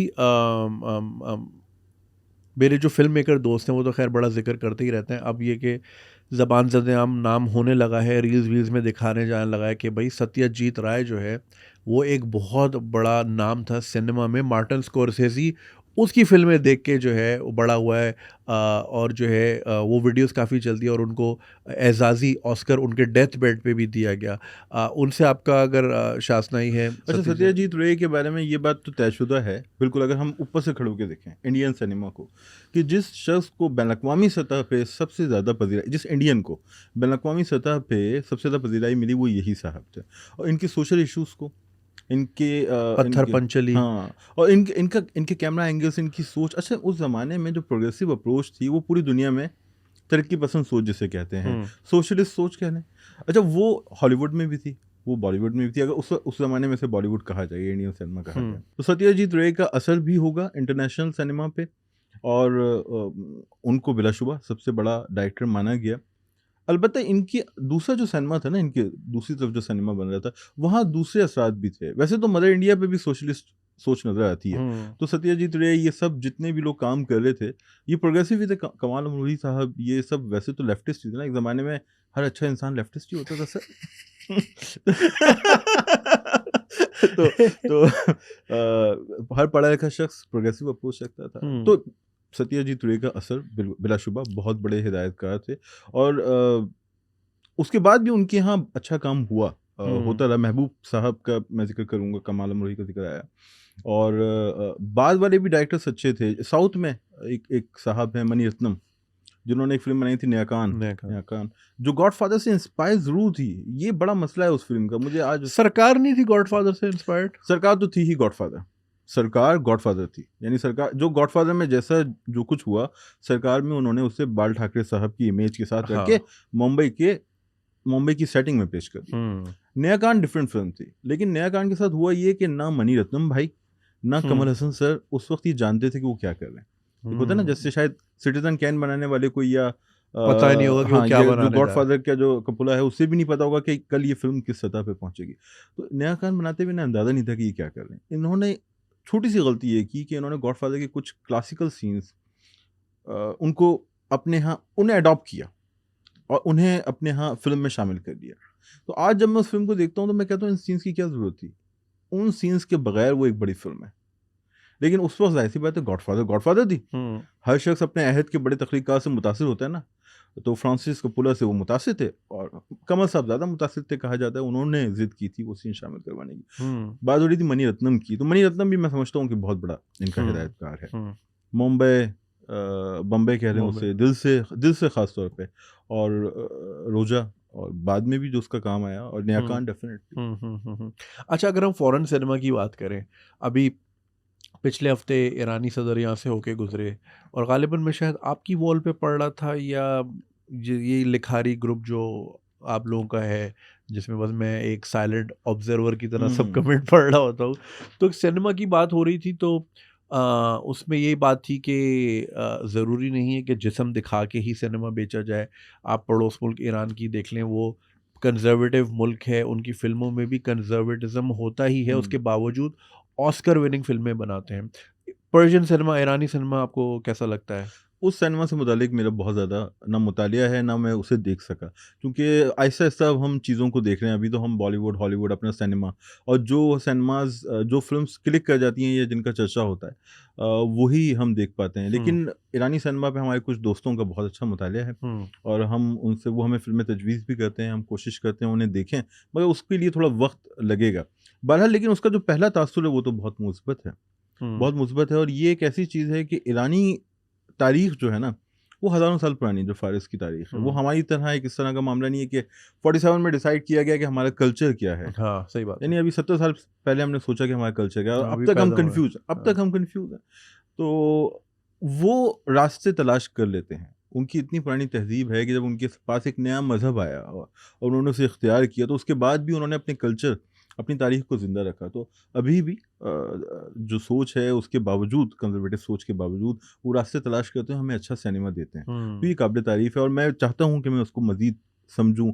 फ्रेंच सिनेमा को, जर्मन सिनेमा को, इन सिनेमाज़ को भी मैं एक्सप्लोर करना चाहता हूँ, हुँ, चूँकि ये बहुत बड़ी दुनिया है। वक़्त के साथ-साथ देखिए हुँ, क्या हुँ। तजुर्बा होता है। अच्छा, कोरियन सिनेमा से मेरा तारुफ़, मेरे एक बड़े अच्छे दोस्त हैं, उनको ज़रा ये गोर गोर वाली फ़िल्में बड़ी पसंद है ना, हुँ, खून-खराबे वाली। खून खराबे तो वाली। वो कोरिया में घुस गए। वो उनको तो बस उनकी हॉलीवुड महारत से है। और बस नेचुरल बॉर्न किलर और टैरेंटिनो से अब मज़ा नहीं आने लगा था। नशा तो फिर ऐसा ही है ना सही कि है। एक वक्त के बाद बैलेंस हो जाता है। तो उन्होंने फिर मुझे बताई कि भाई आई सॉ द डेविल देखो और ये चेज़र देखो और ये वो। तो मैंने वो देखनी शुरू की तो मुझे वाक़ई बड़ा मज़ा आया और अब सबटाइटल्स की सहूलत मौजूद होती थी। बिल्कुल। हम वैसे ही पल्स ग्लोबल वाले ज़माने के हैं तो हमारी आँखें क्या सेट क्या हुई याद हुई हैं। दिला दिया। यू ना ऊपर लड़की नीचे लाइन। तो शिट का मतलब समझते थे लानत है क्योंकि सही। पल्स ग्लोबल पे लिखा ये होता तो था लानत लानत। है, लानत, बिल्कुल। तो कोरियन सिनेमा, फिर उसके बाद स्वीडिश सिनेमा देखा थोड़ा बहुत। रशियन सिनेमा बहुत ही डार्क मैंने पाया तो ज़्यादा मैं उसको एक्सप्लोर नहीं कर पाया। डेनिश सिनेमा बड़ा अच्छा है। इटालियन सिनेमा बहुत कलरफुल है, जैसा उनका कल्चर है, जो जैसा उनका कल्चर है मिजाज है। उनका। French cinema is also very good. Spanish मेरा इतना ताल्लुक नहीं। जापानीज सिनेमा हालांकि मैंने मैंने हाउएवर बड़ा ज़बरदस्त पाया। उसमें चंद एक फ़िल्में हैं जो मैं अक्सर इंस्टाग्राम पे भी अपनी ऑडियंस को बताता रहता बिल्कुल। हूँ। एक उसमें टोक्यो सोनाटा एक फ़िल्म मुझे बड़ी पसंद है। उसमें एक आदमी की नौकरी छूट जाती है, पता है क्यों?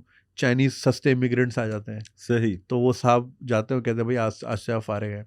बट वो घर में बीवी बच्चों को नहीं बता पाता। वो रोज़ाना बैग उठा के निकलता है कि मैं काम पे जा रहा हूँ और रास्ते में कहीं वहाँ वहाँ का जेडीसी, वहाँ का सेठ भी तो खिलाते हैं ना। बिल्कुल। तो कहीं वहाँ नूडल्स खा रहा है, कभी क्या खा रहा है, दोस्त मिल जाता है, पता चलता है दोस्त भी फ़ारिग है। तो वो दोस्त ने ना कॉलिंग लगाई हुई होती हर मिनट के बाद बजे। हाँ, हाँ, मैं आ रहा हूँ। अच्छा इस क्लाइंट को भी बोलो, उसका होता वो भी फ़ारिग है। तो सही। तो वो उस पे दिखाया ये गया है, it's a very beautiful film कि वो एक सरबराह होता है ना घर का, वो अगर डिस्टर्ब हो तो फिर पूरा स्ट्रक्चर कैसे पूरा आहिस्ता, स्ट्रक्चर। आहिस्ता, आहिस्ता डिसइंटीग्रेट होता है। उसके 2 बेटे होते हैं, एक बच्चा जो है वो कहता है मैंने यूएस आर्मी में जाना है, वो कहता है चमाट मार देती तुम नौकरी करो। दूसरे बच्चे को उसकी पियानिस्ट टीचर होती है, उससे प्यार हो जाता है। तो फैमिली अजीब ही अलग जा रही थी। बड़ी अच्छी फ़िल्म। इसी तरह एक और फ़िल्म है, उसका मैं नाम भूल रहा हूँ, वो जापानीज़ में ही नाम है उसका। तो वो एक टीचर के ऊपर है और उसकी बेटी मर जाती है तो वो बदला लेती है। अगेन वो मैं स्पॉइल नहीं करूँगा, नाम याद आ जाएगा तो कमेंट में लिख दूँगा मैं। तो बड़ा ज़बरदस्त जो है सिनेमा पूरी दुनिया का ही हम जहाँ-जहाँ देखें दुनिया भर में जहाँ लिटरेचर अच्छा लिखा हुँ, गया ना, हुँ, वहाँ सिनेमा अच्छा बना। रशिया का एक मामला दीगर था, क्योंकि रशिया शुरू से ही प्रोपेगेंडा फ़िल्म्स पे फ़ोकस रहा, बल्कि एक ज़माने में तो ये हुआ था कि जब वर्ल्ड वॉर 1 और 2 की वजह से, 1 की वजह से बिलख़ुसूस यूरोपियन सिनेमा तबाह-बर्बाद हो गया। तो अब ये रशिया में तो इनकलाब आ चुका था और अमेरिका को इन्होंने पहले दिन से पहचान लिया था कि तुम ही हमारे दुश्मन हो। हुँ, तो कहते ये थे, इन्होंने कहा अमेरिका का जो सिनेमा है वो भी एक तरह का साम्राज्य है, साम्राज्यी सोच रखते हैं, हुँ, इंपीरियलिज्म, तो इसके खिलाफ हमें जंग करनी है। अब जंग कैसे करें, वसाइल तो है नहीं। तो अमेरिका जो बड़ी फिल्म अनाउंस करता था, सुपरस्टार्स की फिल्म उस वक्त अनाउंस की जाती थी, और वैसे ही पता उस जमाने में तो कहानी लीक हो ही जाती थी ना। तो ये उन फिल्मों के चीप वर्जन बना के, बी कैटेगरी वर्जन बना के, ओह! फिल्म रिलीज होने से कुछ हफ्ते पहले रिलीज कर दिया करते थे। यानी ये असल में उनकी प्रोपेगेंडा का मुकाबला कर रहे थे। सही। लेकिन उसी के अंदर धीरे धीरे रशिया सीखता चला गया, और फिर इन्होंने रशियन मोन्टाज एक नई टेक्निक वजह की, जिससे हिचकॉक तक और बाकी लोग तक मुतासिर हुए, और यूरोप तक वो पहुंची, अमेरिका तक पहुंची। और फिर बैटलशिप पोटेमकिन, इनकी जो फिल्म शायद 1917-18 में बनी थी, उसको दुनिया की बड़ी फिल्मों में से एक करार दिया जाता है। वो बनाई तो रशियन सिनेमा में, लेकिन बहरहाल कुछ मसाइल हैं। लेकिन वही कि जहाँ का लिटरेचर रिच है, वहाँ कहीं ना कहीं सिनेमा, अगर वसाइल थे तो सिनेमा उभर के सामने आया। कहानियाँ जापान की तो देखें ना, उनका नोबेल इनाम याफ्ता राइटर्स वहाँ पे हैं, और यूरोप के अंदर तो उनका सिनेमा भी हमारे सामने आता है। बट ये एक ऐसी चीज़ है जो हमें ज़रूर एक्सप्लोर करनी चाहिए, क्योंकि हॉलीवुड और बॉलीवुड जो है ना, वो बहुत ज़्यादा वहाँ चमक दमक बहुत है, और ये जो सिनेमाज हैं यहाँ ज़िंदगी है। तो हमारे व्यूअर्स को भी, और मैं खुद भी अपने लिए कहता हूँ कि उस समय भी जाना चाहिए, उसको भी परखना मतलब चाहिए। इटालियन सिनेमा में आपको ऐसी भी फिल्में मिल जाएंगी कि भाई एक आदमी, उसका विनयार्ड है और उसको वाइन बनाने का शौक है और उसकी एक बेटी है, उसको मतलब लाइक वो बहुत स्लो पेस्ड होती हैं और आप एक्चुअली फील करते हो कि आप भी उसी खेत खलियान में खड़े हो और खड़े आप हुए भी हैं। जिस तरह विंड चल रही है आपको। पिछले दिनों मैंने बेगम को मलेना दिखाई, सही। उन्होंने नहीं देखी हुई थी और हमने तो ज़ाहिर है मोनिका बेलुची, हमने तो चाट मतलब चाट बिल्कुल। तो नहीं सके, मतलब उनकी फ़िल्में चाट ली हमने। बिल्कुल। तो उनको बड़ी अच्छी लगी और बड़ा ज़बरदस्त सिनेमा अपने वक़्त का। और वो उसमें जो 13 साल के बच्चे, आपका आपका इत्तेफ़ाक हुआ मलेना देखने का? नहीं, नहीं, मेरा तो it's one of the most beautiful films.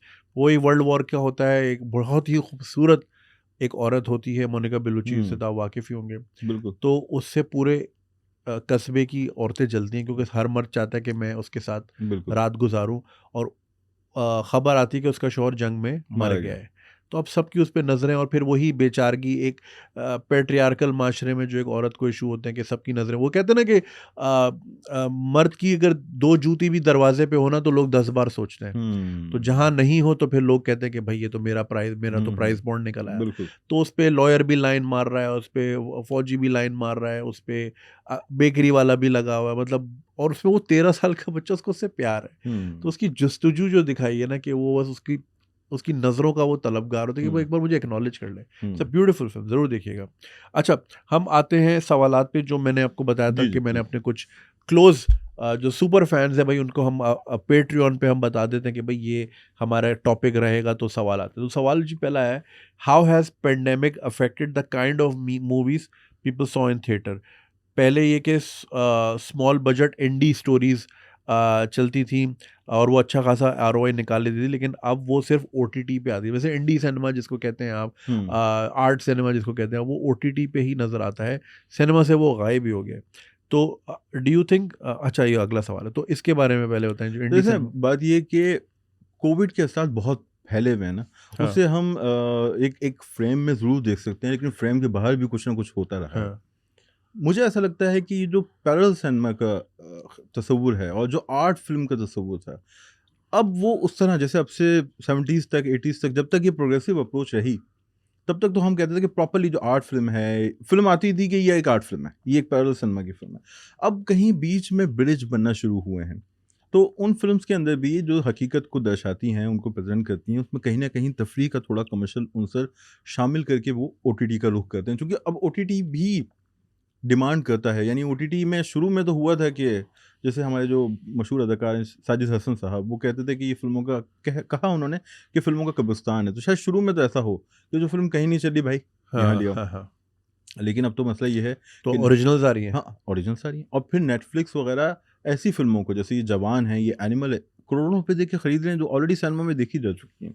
Yes. हाँ, तो अब ये तो एक अजीब चीज़ हुई ना कि आप वो फ़िल्म जो सिनेमा में 3-3 महीने, 2 महीने लोग देख रहे थे, आपने 100 करोड़, 150 करोड़ रुपए देके खरीदी। तो ये बात ज़रूर है कि वहाँ की समझ लोग गए, लेकिन मुझे ऐसा लगता है कि जो आर्ट सिनेमा है, वो भी आहिस्ता-आहिस्ता उसके अंदर कुछ तब्दीलियाँ रूनुमा हो रही हैं। और जो ओटीटी पे फ़िल्म्स डायरेक्ट रिलीज़ हो रही हैं, उसमें भी मुझे थोड़ा कमर्शियल अंसर दिखाई देने लगा है। अच्छा, एक और सवाल हमारे फैन ने पूछा है कि do you think stars fee is justified these days. मतलब एक ही आर्टिस्ट 50% जो फिल्म का बजट है वो सलमान ले जाता है, शाहरुख ले शाहरुख ले जाता है, जाता है, आमिर ले जाता ठीक है, है। एक actor Akshay, Tom cruise, Aamir Khan, Robert Downey junior. तो आपका किस तरह देखते हैं इसको। देखिए, इसमें एक मसला तो ये है कि जो प्रोड्यूसर्स हैं उनको ये बात सोचनी चाहिए, और जो ये बहुत अच्छा सवाल है जिस दोस्त ने भी किया। देखें, नॉर्थ और साउथ की जो जंग है, अगर हम अपने पड़ोस में जाएँ, वहाँ ये बात बार-बार कही जा रही है कि भाई आपके जो नॉर्थ के स्टार, नॉर्थ से मुराद यानी हिंदी, हम्म हिंदी बेल्ट के जो लोग हैं, ये बहुत पैसे चार्ज कर रहे हैं। ये इनका हीरो इतने पैसे ले रहा है कि आधे पैसे ये खुद लेके जाता है, आधे पैसों में हीरोइन और बाकी लोगों को पैसे दिए जाते हैं और पूरी फ़िल्म बनती है। हम्म इस वजह से जब फ़िल्म का बिज़नेस कम होता है, तो फ़िल्म कहीं दरमियान में नहीं रुकती, वो सीधी फ्लॉप, हम्म डिज़ास्टर। हम्म फाइटर हो ऋतिक रोशन की, या सलमान खान की फ़िल्म हो, क्योंकि इनकी और साउथ में सिवाय 1-2 स्टार्स के, जैसे प्रभास बहुत चार्ज करता है, हम्म बाकियों की फ़ीस इतनी ज़्यादा नहीं है। हम्म जिसकी ज़्यादा है वो इसी मसले का शिकार है। जैसे रजनीकांत साहब हैं, वो बहुत पैसे चार्ज करते हैं। आज ही मुझे कोई खबर दे रहा था कि जी वो शायद शाहरुख खान से ज़्यादा उन्होंने किसी फ़िल्म के लिए चार्ज किया है, जो किया होगा। लेकिन उन फ़िल्म्स का मसला यही है कि अगर वो बहुत ऊपर नहीं जाती, तो तो वो फिर कहीं दरमियान में रुकती नहीं है। तेजी से नीचे हाँ, तो ये जाती हैं। सवाल बिल्कुल दुरुस्त है और इसका सबसे बुरा असर हमें ख़ास तौर पे हिंदी सर्किट में नज़र आया है। अच्छा, शाहरुख खान डिलीवरिंग, ये आपके फेवरेट हैं शाहरुख खान। जो लोग नहीं वाकिफ़ हैं, इकबाल साहब की जो वॉल है हर तीसरी पोस्ट शाहरुख खान के ऊपर होती है। ये किसी दिन मन्नत के बाहर मन्नत मांगते हुए क्या बात पाए है! जाएंगे इंशाल्लाह। शाहरुख खान डिलीवरिंग 2 1000 करोड़ वाली फिल्में after years of slump in Bollywood in his career. मतलब बिल्कुल। चेन्नई एक्सप्रेस हाँ, वाले हाँ। टाइम से चेन्नई आप एक्सप्रेस देखें, आखिरी और अ, हैप्पी न्यू ईयर के बाद सब हाँ, नीचे ही गया था। नीचे ही था। तो उसके बाद एक साथ 2000 करोड़ वाली फ़िल्में हुँ, हुँ। शाहरुख ने बेकी हैं। शाहरुख ने ऐसा क्या गुर सीखा है या क्या किया है? आपका क्या तजज़िया है इसके ऊपर? अच्छा, ये जो बात है कि ऐसा क्यों हुआ, ये बहुत अहम है। मेरा ये ख़्याल है कि जब इसकी ज़ीरो नाकाम हुई थी ना, तो मैंने भी लिख दिया था कि अब भाई अब वापस नहीं आ सकेगा। उस वक्त 2 मसाइल थे, एक तो साउथ से तूफान आ गया था, वहाँ तो हर शख्स ही वहाँ का सुपरस्टार था। दूसरा मसला ये था कि जो इंडिया में सोच डेवलप हो रही थी, जो सियासी सोच डेवलप हो रही थी, जो सियासी इंतहा पसंदी पैदा हो गई थी, वहाँ इस तरह के सेकुलर अदाकार जो कांग्रेस की जानिब या जो दीगर जो ऑपोजिशन है उनके हाँ। लीडर्स की जानिब झुकाव रखते हों, उनके लिए गुंजाइश कम हो गई थी। तो इनकी फिल्में भी फ्लॉप हुई, सियासी तौर पे भी ये तनहा हो गए, और कोविड भी आ गया। तो अब ये कैसे वापस आएंगे?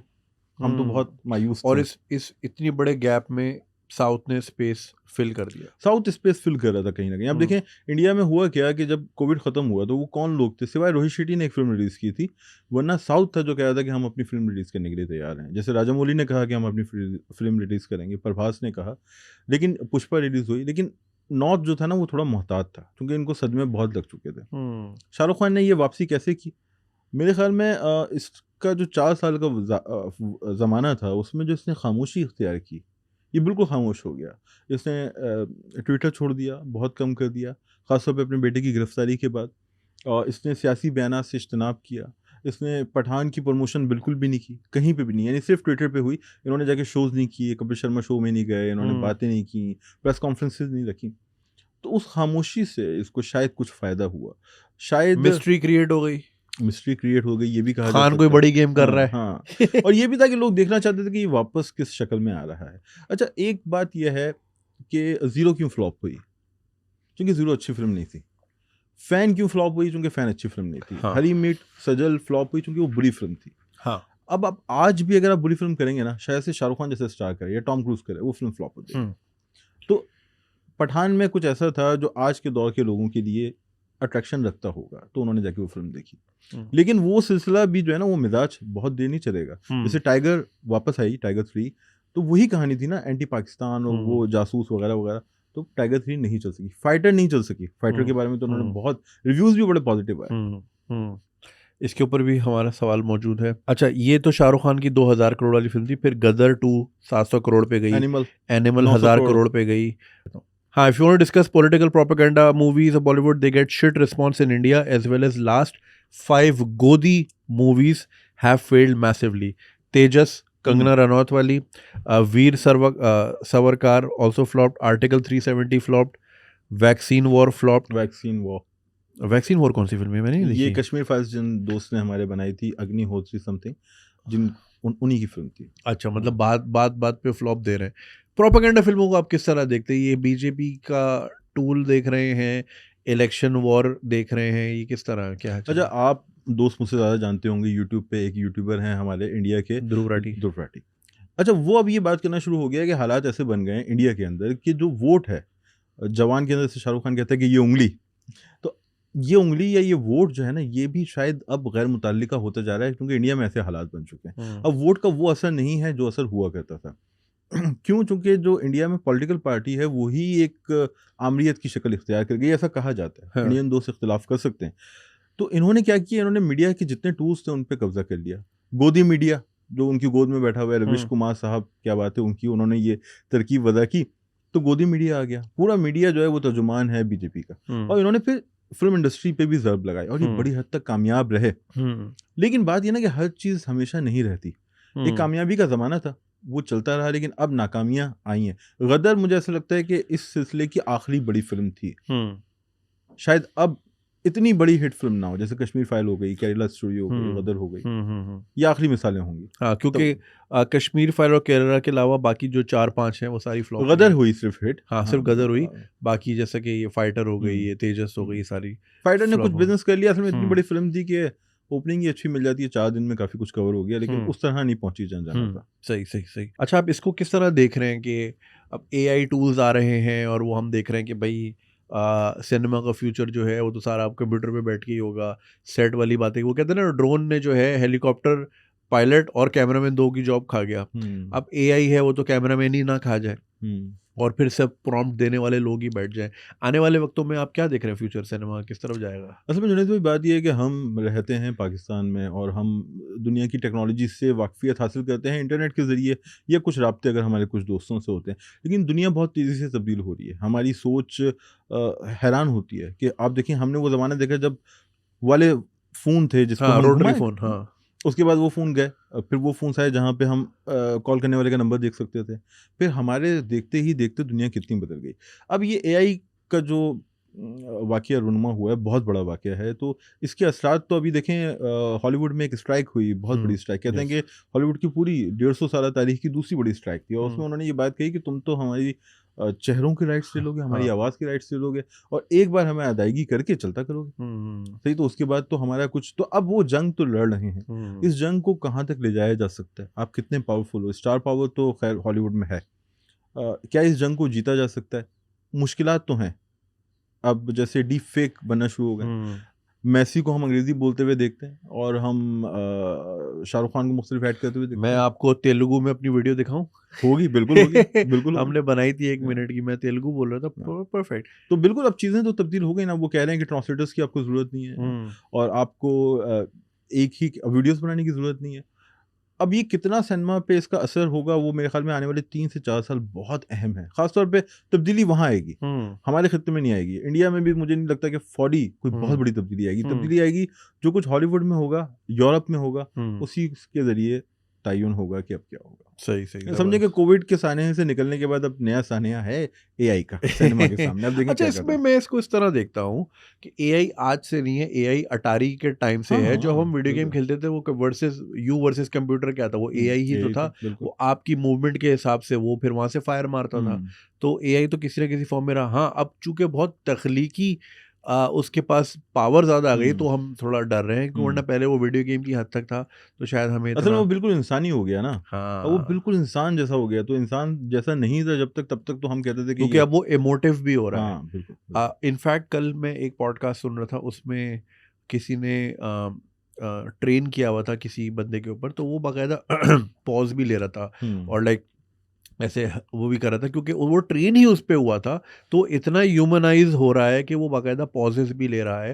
और वो जो है एक रोबोटिक, वो जो नहीं टिकटॉक की हुँ। चलती हैं आज के दौर में, हाँ, हाँ, हाँ। वो वाला उससे वाला भी नहीं, आगे निकल गया है आगे वो। निकल गया, बिल्कुल। और ये वो आपने देखी होगी video, Will Smith eating carrots. हुँ, पिछले साल उसकी एआई वीडियो और इस साल, वो एक साल में कितना ड्रास्टिक फ़र्क पड़ा है हुँ। उन 2 एआई वीडियोज़ में बिल्कुल, तो। बहुत फ़र्क, यानी कि जो ओबामा की शुरू में आई थी और हाँ, अब तो यहीं पे लोग पाकिस्तान, इंडिया में ऐसे ही बना रहे हैं, हाँ। तो इसके नताइज तो मुस्बत भी हैं और सिनेमा पे इसके असरात क्या होंगे, मैंने कहा कि 2-3 साल बाद हमें वाक़ई इसकी शक्ल नज़र आएगी। चलिए सिनेमा से निकलते हैं, किताबों की तरफ पहुँचते हैं। आप माशाल्लाह लिखते भी हैं। तो अपनी कुछ किताबों के हवाले दीजिए, किन टॉपिक्स पे हैं, वो लोग जिन्होंने नहीं पढ़ी हैं अभी तक, उनको ज़रा तारुफ़ कराएँ अपनी जी, जी, किताबों से। ज़रूर। मैं बुनियादी तौर पे फ़िक्शन राइटर हूँ, यानी फ़िक्शन राइटर मेरी पहली शनाख्त है, जो मैं चाहता हूँ कि मुझे उसके उस पहलू से शनाख्त किया जाए, गो के उसके पैसे नहीं मिलते।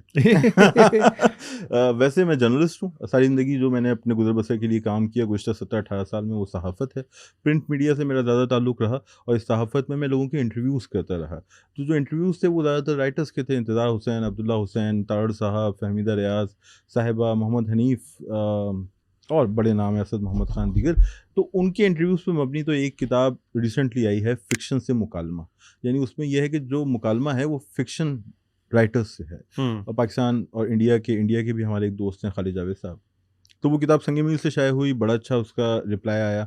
उस किताब को शाये करने का फ़ैसला यूँ किया गया कि मैं प्रिंट की सूरत हाल से कुछ मायूस था। लेकिन फिर मुझे एक दिन ख़्याल आया कोविड के ज़माने में ही कि अगर मैं कल दुनिया से चला गया, सबने जाना है, लेकिन अगर मैं चला गया तो कोई एक चीज़ जिसका मुझे अफ़सोस होगा कि यार वो मैंने लोगों से शेयर नहीं की, वो मेरे कागज़ात में कहीं पड़े-पड़े ज़ाया हो गई।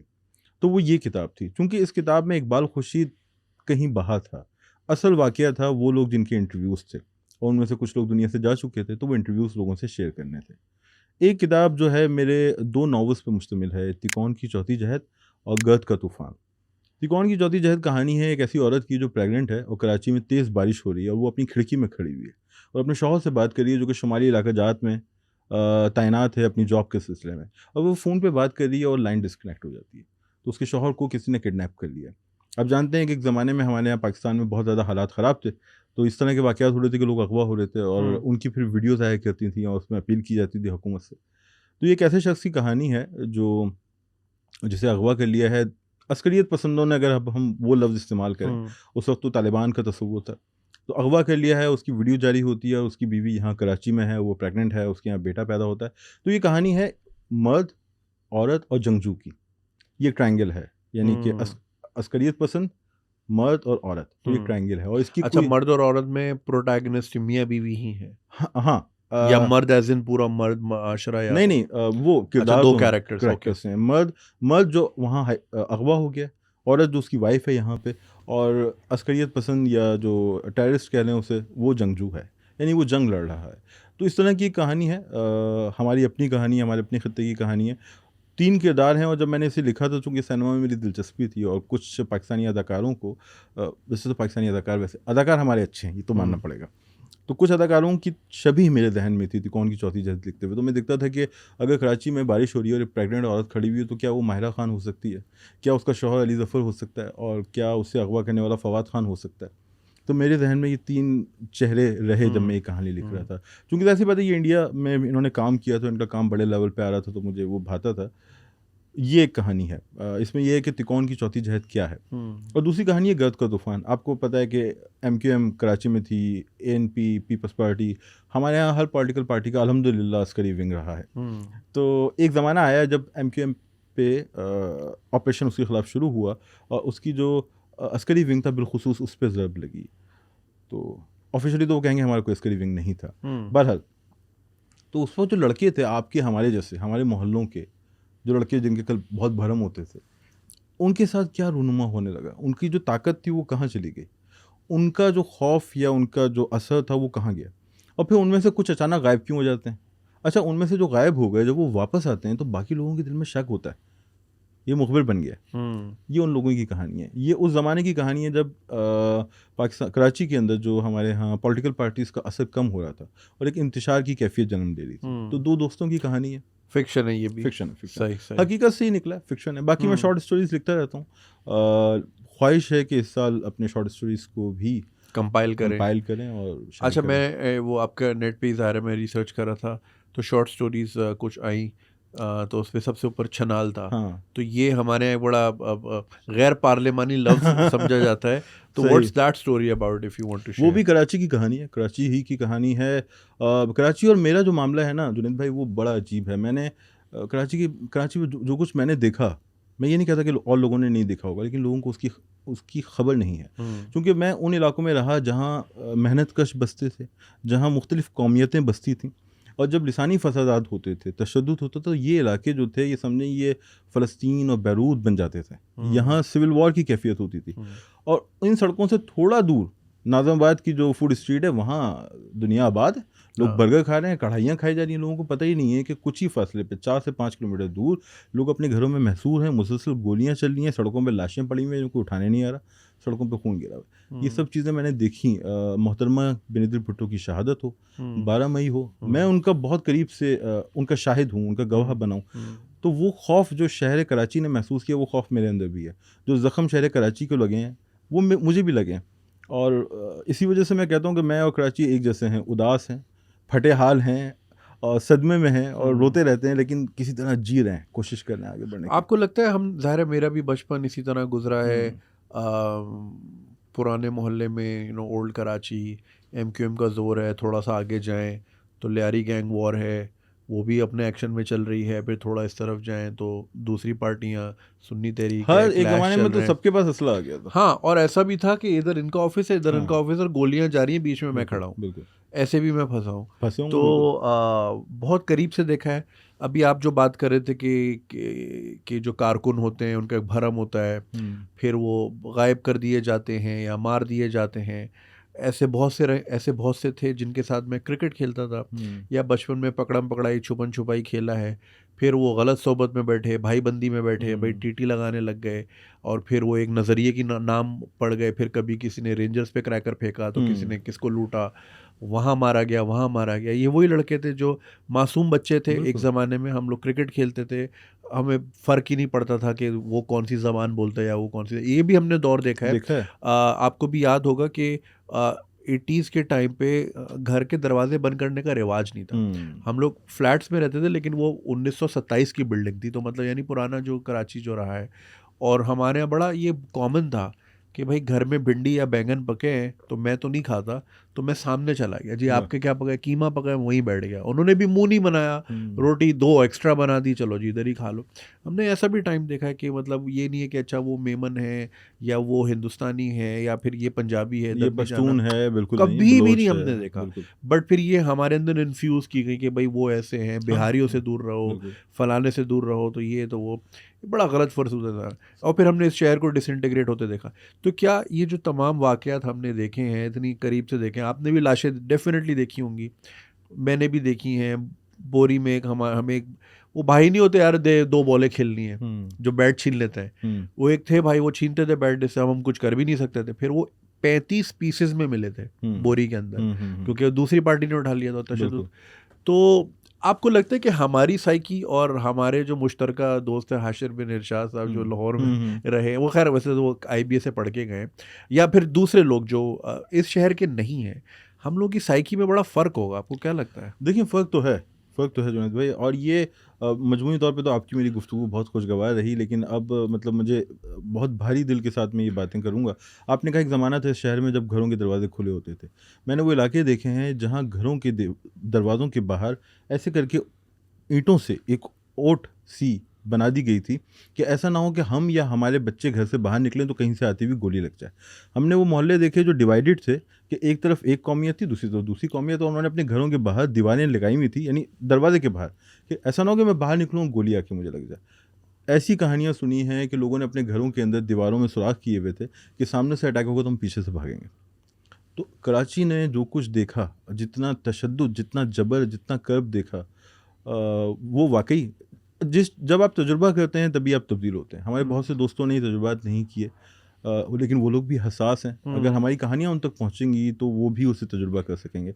और जो मेरा कथासिस हुआ, जो मेरा खौफ, मेरा कर्ब था, वो मेरे फ़िक्शन के ज़रिए ही बाहर निकला। सही है, फ़िक्शन के अंदर मैंने एक मिज़ाह की जो लय है, जैसे जॉन भाई के यहाँ हुज़्निया लय होती थी, जॉन भाई के यहाँ हमेशा हुज़्न होता था, तो वो मिज़ाह की या जो विट है या जो तंज़ है वो मेरे यहाँ रहा। लेकिन ये बुनियादी तौर पे शहर से जुड़ा हुआ मेरा दुःख है, जो मेरी कहानियों के ज़रिए बाहर आया, और इसके ज़रिए मैं सांस भी ले पाया। वरना कभी कभार तो ऐसा वक्त शहर पे गुजरा है कि मुझे अपना सांस रुकता हुआ महसूस होता था। अच्छा, कल ही वो हम वीडियो देख रहे थे, काफ़ी जगहों पे वो एक कटिंग वीडियो की बड़ी फैली हुई है। सैयद मुज़म्मिल साहब, जर्नलिस्ट वाले नहीं, दूसरे वाले जो पॉडकास्ट भी करते हैं, उन्होंने अपना एक वाक़या शेयर किया था कि उनको कहीं एडमिशन नहीं मिल रहा था। इस्लामाबाद के हैं वो, बर्गर बच्चे हैं, खुद कहते हैं, मैं नहीं कह रहा। तो वो उनका फिर फास्ट यूनिवर्सिटी में यहाँ एडमिशन हो गया। तो वो कराची आए, और वो जिस तरह वो बस तो रुकती नहीं ना, बस से फेंक दिया जाता बस है। आपको तो जब सीखना उनको, पड़ता है। हाँ, तो अब वो उनके जहन में कुछ और होगा कि जी बस स्टॉप पे रुकेगी, मैं आराम से उतरूंगा, या तो सीन ही नहीं था, और कड़क। लंदन की बस स्टॉप के हाँ, बारे में सोच रहा तो हूँ वो मैं। जब वो गिरे, उनके कोनियाँ वोनियाँ छिली, और फिर देखा कि भाई हालात भी ऐसे हैं, फिर यहाँ से नहीं जाना, रात को यहाँ नहीं खड़े होना, ये नहीं करना, वो नहीं करना। 2 महीने बाद वो वापस चले गए। तो नीचे कमेंट यही थे कि भाई हम तो, ये हमारी रियलिटी है, this is how we have grown up. मैं 41 साल का इसी शहर में हुआ हूँ, तो हमने तो ये चीज़ें देखी, हम इतने नॉर्मलाइज्ड हैं। और वो उसमें लोग ज़ाहिर मजाक उड़ा रहे थे कि जी इस्लामाबाद का जो एक लोग मनाते हैं मजाक के, जी बर्गर बच्चे हैं, वो तो ये असल जो गैंग्स ऑफ वसेपुर में जहाँ हम रहते हैं, ये वसेपुर वाले हम हैं। हाँ, तो वो साउथ दिल्ली वाली लड़की जो मजाक वहाँ भी उड़ता है कि यार वो उसको तो नहीं पता ना कि नहीं, उसके देखिए ना, मसले छोटी सी बात है कि फायरिंग होती है, आप कहते हैं ना कि दो ग्रोह में फायरिंग हो रही है। हाँ, जब गोली बहुत नीचे से गुजरती है ना, तो वो हवा को चीरती है, हाँ, और आप वो आवाज़ सुन सकते हैं। हाँ, तो हमने तो वो आवाज़ें ऐसी सुनी है, ऐसे कि हम सफ़र कर रहे हैं और हमें हवा को वो आवाज़ आ रही है, या हम अपने घरों में बैठे हुए और हमें आवाज़ आ रही है। तो कराची ने बहुत दुख देखा। जिम्मेदार इसके पॉलिटिकल पार्टीज हमारी हैं, बिलाशुबा हैं। हमारी सियासी जमातों ने शहर के साथ जुल्म किया, हुकूमतों ने जुल्म किया, फैसला साजों ने जुल्म किया, ये शहर बहुत ही बुरे हाल में है। लेकिन बड़ा अड़ियल है भाई, जी रहा है किसी ना किसी तरह, रास्ता निकाल we have no other option ना। हाँ, बिल्कुल। कल मैं माइक लेके सड़क पे निकला हुआ था और पूरी मोबाइल मार्केट में मैं पूछता रहा। स्नैचिंग के ऊपर ही बात थी कि यार एक तो 20 साल से ही हमें लगा हुआ है। जो है लाहौर इस्लामाबाद में अब कदरे थोड़ा बहुत आया हल्का है, थोड़ा फुल्का बहुत। शुरू आया है।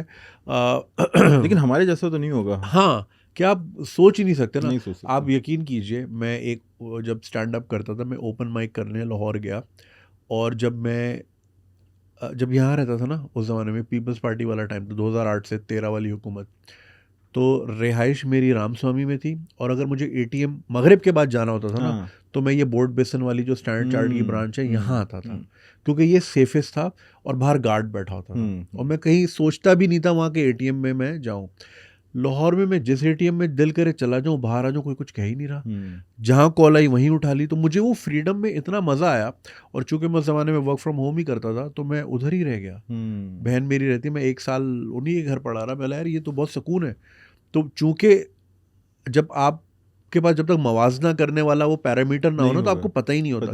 कुएं के मेंढक ऐसे ही बनते हैं कि भाई हम कभी निकले ही नहीं कुएं से। नहीं, देखिए जो खौफ का तजुर्बा कराची वाले करते हैं, वो किसी और, मतलब मैं ये नहीं कहता कि किसी और ने नहीं किया होगा। KPK में बहुत बुरे हालात थे, जो दहशतगर्दी वहाँ देखी गई, उसका तो मेरे ख्याल में हैरत होती है कि वो लोग जिंदा हैं और वो सर्वाइव करें। कोयटा ने जो कुछ देखा, कराची का मिजाज थोड़ा अलग है, शहरी मिजाज है। यहाँ मामला तो दीगर तरीके से हुए।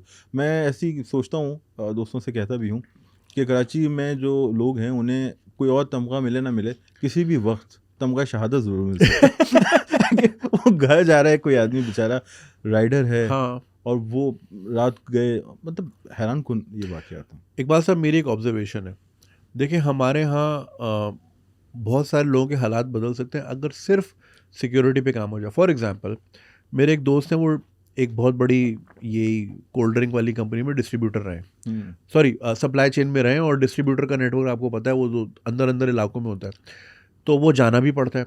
तो उन्होंने कुरंगी में कहीं डीप, उन्होंने बताया वहाँ का एक पुलाव अच्छा है। अच्छा, मुझे पुलाव बहुत, मैं बिरयानी से ज़्यादा पुलाव प्रेफर करता हूँ। कुरंगी तो मशहूर है, कुरंगी मशहूर है। अब मेरा दिल कर रहा है वो खाने को, वो बंदा बेचने को तैयार है, मैं खरीदने को तैयार हूँ, लेकिन मैं जा नहीं सकता। जिसकी वजह से अगर मैं जाऊँ तो मैं स्टोरी पे भी लगाऊंगा, क्या पता बहुत अच्छा लगे, वीडियो भी बना दूँ, लाखों लोगों तक वो वीडियो जाएगी, तो 500 बंदा तो जाएगा खाने, उसका बिजनेस बढ़ सकता है। सिर्फ इस वजह से कि सिक्योरिटी नहीं है, जो गरीब है वो वहीं पे खड़ा है, मैं उसकी लज्जत से, उसके जायके से महरूम हूँ।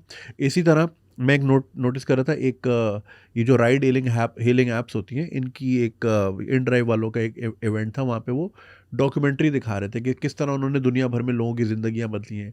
अच्छा, उसमें मैं देख रहा था, इंडोनेशिया का एक राइडर है, उसने अपनी बाइक के ऊपर ही मोबाइल लगाया हुआ और चला रहा है, जैसे ही कोई राइड आई या वो है, उसने ऑर्डर दबा दिया।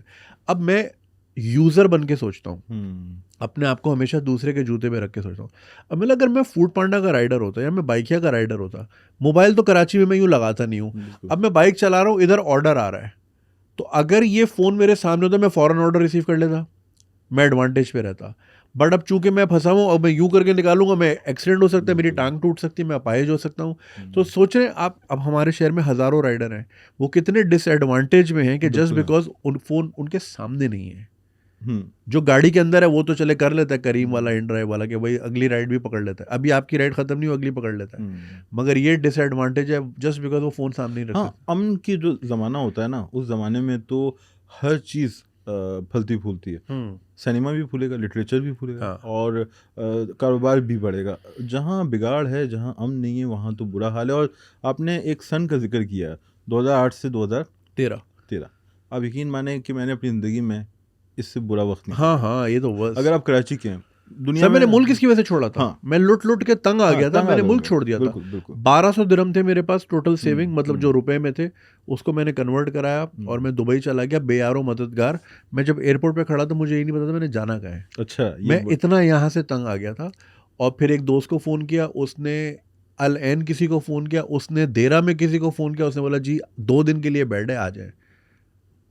नहीं तो वाकई देखें कितना बुरा वक्त था वो। हाँ। आप और मैं बिल्कुल एक जैसे महसूसात से गुजरे, जो लोग जा सकते थे वो चले गए, हाँ। और वरना लोग यहाँ रहे, वो बड़ा मुश्किल वक्त था। और अभी भी देखिए, अब जो लोग यहाँ रह भी रहे हैं वो इस वजह से कि अगर आप सिक्योरिटी अफोर्ड कर सकें। यहाँ पे ये है कि अगर आपने जिंदा रहना है ना तो आप चीज़ें खरीद लो, खरीद लें। आप बड़ी गाड़ी खरीद लो तो पुलिस वैसी हाथ नहीं देगी। सही, मैं मीरा चलाता था, मैं ज़रा कार्बन एफिशिएंट आदमी हूँ कि यार दुनिया में वैसी बड़ी पोल्यूशन है तो ग्लोबल वार्मिंग है। मीरा चलाता था ना तो रिक्शा वाले से लानत देते थे, तो मैंने यार उस्ताद यहाँ का ना मिजाज उल्टा है, तो मैं थोड़ी सी बड़ी गाड़ी में आया तो अब ये कि नहीं करते था, तो और बड़ी गाड़ी में आऊँगा। मैं मूरू भाई जो हमारे कंटेंट क्रिएटर हैं, तो हम थर जा रहे थे एक बार, तो बारी बारी गाड़ी चला रहे थे, तो कराची में मैंने चला, मेरा शहर में मुझे देते हाईवे पे आप चला लेना, तो उनकी वीगो में मैं जब बैठा ना, इकबाल साहब मुझे लग रहा था मैं झाड़ू लेके बैठा हूँ।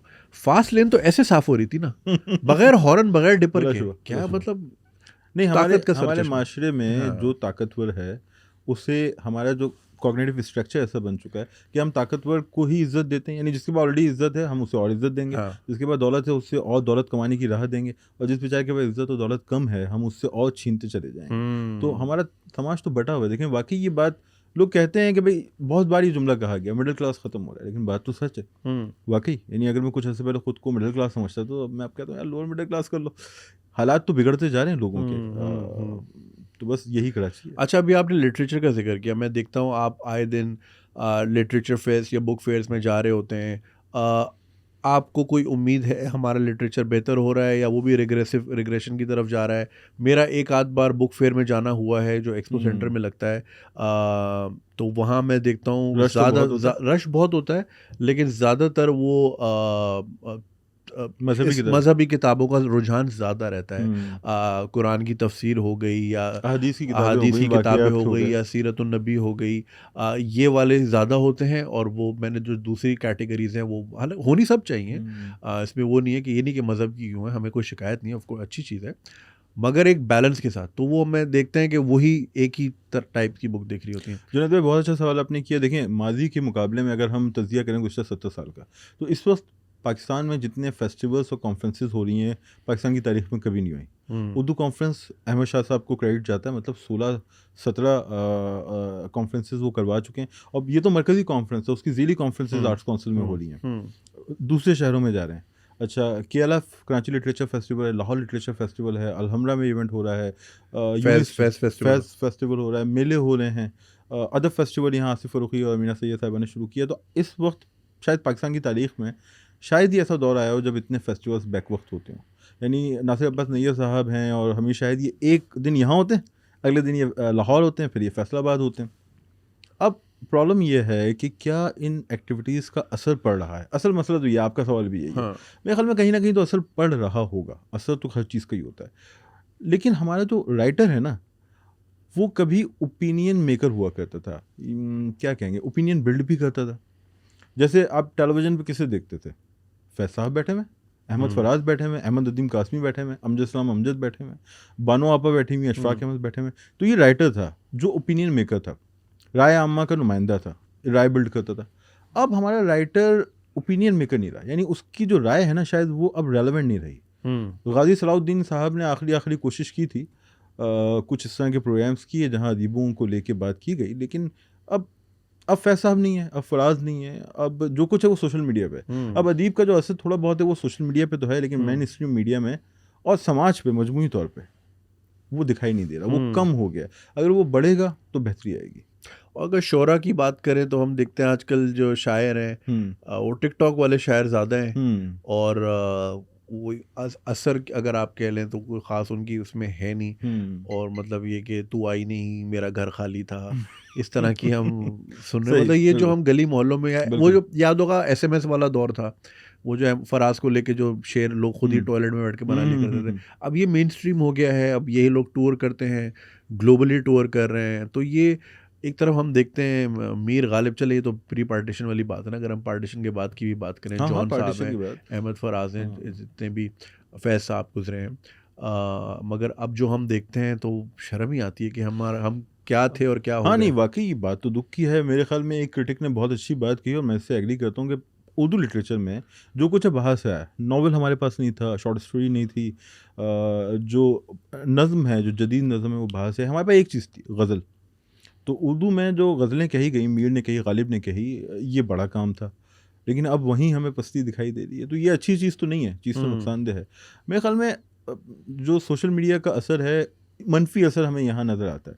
अच्छा, इनमें से कुछ शायर ऐसे हैं जो शायरी जानते हैं, अच्छे शौरा की सोबत में बैठे हैं, अच्छे शेर कहे हैं और पूरा साइंस जानते हैं कि शेर कैसे कहा जाता है। लेकिन उन्हें पता है कि वो शेर जिस पे आई लव यू कहा जाएगा, जिस पे तालियां बजेंगी, वो कौन सा शेर है, तो फिर और जिसके एवज उन्हें अच्छा मुआवजा देके बुलाया जाएगा। आप शौरा को 3-3, 4-4 लाख रुपए देके पाकिस्तान के अंदर एक से दूसरे शहर बुलाया जा रहा है, तो अब उस पे भी लाजिम हो गया ना कि वो बहरहाल वो तालियां तो बजवाए, अदरवाइज अगली बार उसे फिर ये आई थिंक वही हो गया, जैसे हम कंटेंट क्रिएटर हैं, हमें पता है, मेरा दिल करता है कि मैं जियो पॉलिटिक्स पे बनाऊं, मगर मुझे पता है वो चलेगी नहीं। तो मैं माइक लेके सड़क पे निकल जाता हूँ, उस पर 4 मीम निकल आएंगे, मेरी रील्स भी वायरल हो जाएंगी, मतलब। हाँ नहीं, ये बात तो है ना, ये बात तो है। कुछ ऐसे शौरा से हमारे दोस्त हैं, वो ये कहते हैं कि जाहिर सी बात है, हमने उनकी चीज़ें भी देखी हैं जहाँ वो वही शायरी कर रहे हैं जो हमारा चलन है, लेकिन टिकटॉक और मुशायरे के लिए जहाँ तालियां बजने का कल्चर आ गया, वाह तो ख़त्म ही हो गया ना। हाँ।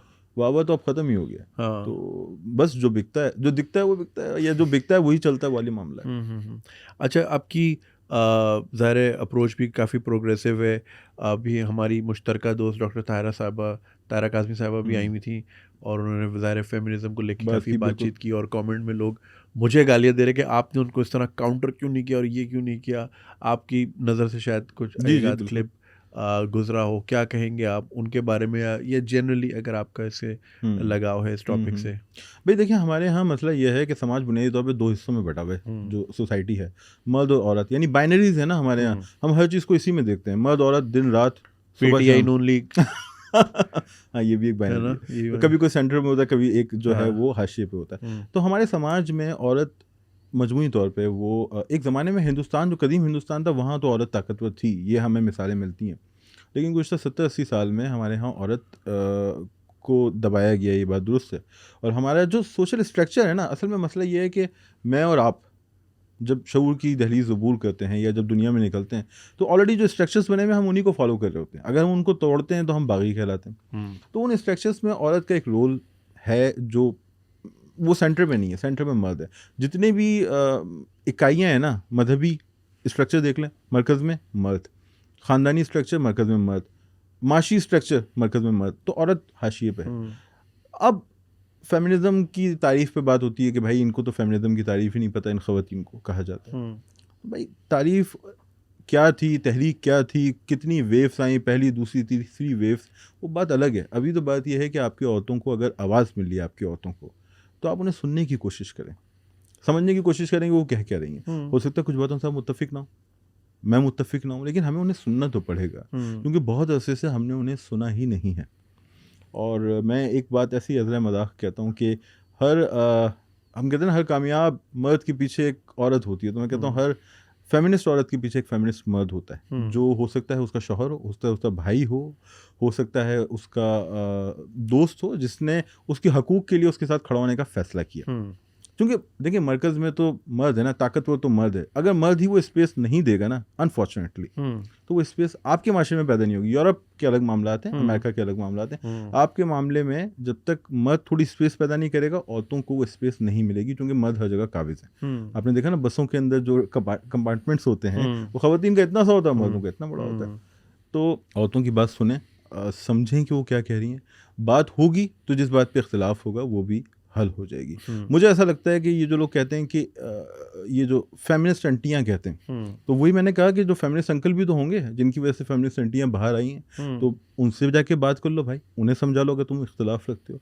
और दूसरा ये कि ये कहना गलत है कि इनकी आवाज़ लोगों तक नहीं पहुँच रही, क्योंकि अगर इनकी आवाज़ लोगों तक नहीं पहुँचती तो हमें इतनी तकलीफ़ क्यों हो रही है। अगर हमें तकलीफ़ हो रही है तो इसका मतलब इनकी आवाज़ हम तक पहुँच रही है। और ये कहना कि जिस तबके की नुमाइंदगी कर रहे हैं ना, ये लोग कहते हैं ना कि यार ये तो जिनकी नुमाइंदगी कर रहे हैं उनका तो कोई ताल्लुक ही नहीं, उन्हें तो मेरा जिस्म मेरी मर्जी से कुछ फ़र्क नहीं, और खाना गर्म करो टाइप के नारे। बात ये है कि अभी कुछ अर्से पहले एक बहुत ही कर्मनाक वाक़या हुआ कि एक बाप और बेटे ने मिल के एक बच्ची का, और उसकी वीडियो भी बनी, गलत आबादी है।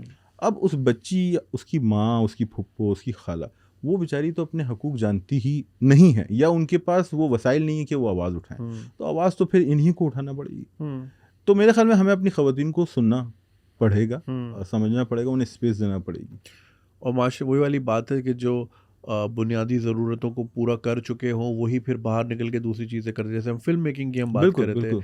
माशरों की। इसी तरह कार्ल मार्क्स भी भरे पेट के घर से थे तो वही कोई तहरीक हाँ लेके हाँ। निकले, वरना वो भी अपने ज़रिया माश में ही फंस के पूरी ज़िंदगी गुजार देते। तो किसी ने तो निकलना होता है, किसी ने तो नुमाइंदगी नहीं, करनी होती करनी है। तो है, किसी ना किसी को तो करनी है और हमें हुँ। इनको सुनना भी चाहिए। सही है इनके कुछ नारे, लेकिन तवज्जो तो अट्रैक्ट करने के लिए कुछ सख्त जुमले भी लिखे जाते हैं। हुँ। हो सकता है उनके 500 बैनर हों, हमारे सामने वो सिर्फ 5 है जो मुतनाज़ थे। हुँ। बाकी 499 तो हमने देखे ही नहीं, हुँ, ये हुँ, हुँ। 495 हमने नहीं हुँ, देखे। हुँ।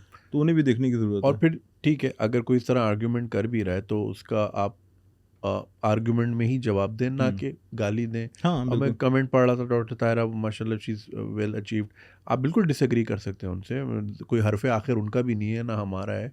कहीं न कहीं मिडल ग्राउंड निकालना है, मगर ये कि उनकी अपीयरेंस पे कमेंट करना, कोई उनको ट्रांसजेंडर बोल रहा है, कोई उनको ये बोल रहा है कि इनकी तो खुद तलाक हुई होगी, हालाँकि शी इज़ माशाल्लाह नहीं, डॉक्टर ताहिरा को तो मैं ये कहता हूँ, उनको मैं सलाम कहता हूँ कि उन्होंने ये जो मरकज़ माशरा है, यानी मेल ओरिएंटेड सोसाइटी, इसमें एक अजीब-व-गरीब भौकलाहट पैदा कर दी है। ये ऐसे भौकला गया है जैसे ये अभी गिरने वाला है पूरा इसका स्ट्रक्चर। तो यार सुन लें उनकी बात को, वो कोई उनके हाथ में कोई वेपन तो नहीं है ना। जिसके हाथ में वेपन है उससे तो आप डर जाओगे। अगर मेरे सामने कोई शख्स आके बंदूक रख देगा, बोलेगा निकालो मोबाइल में दे दूँगा। उनके पास कोई हथियार नहीं है।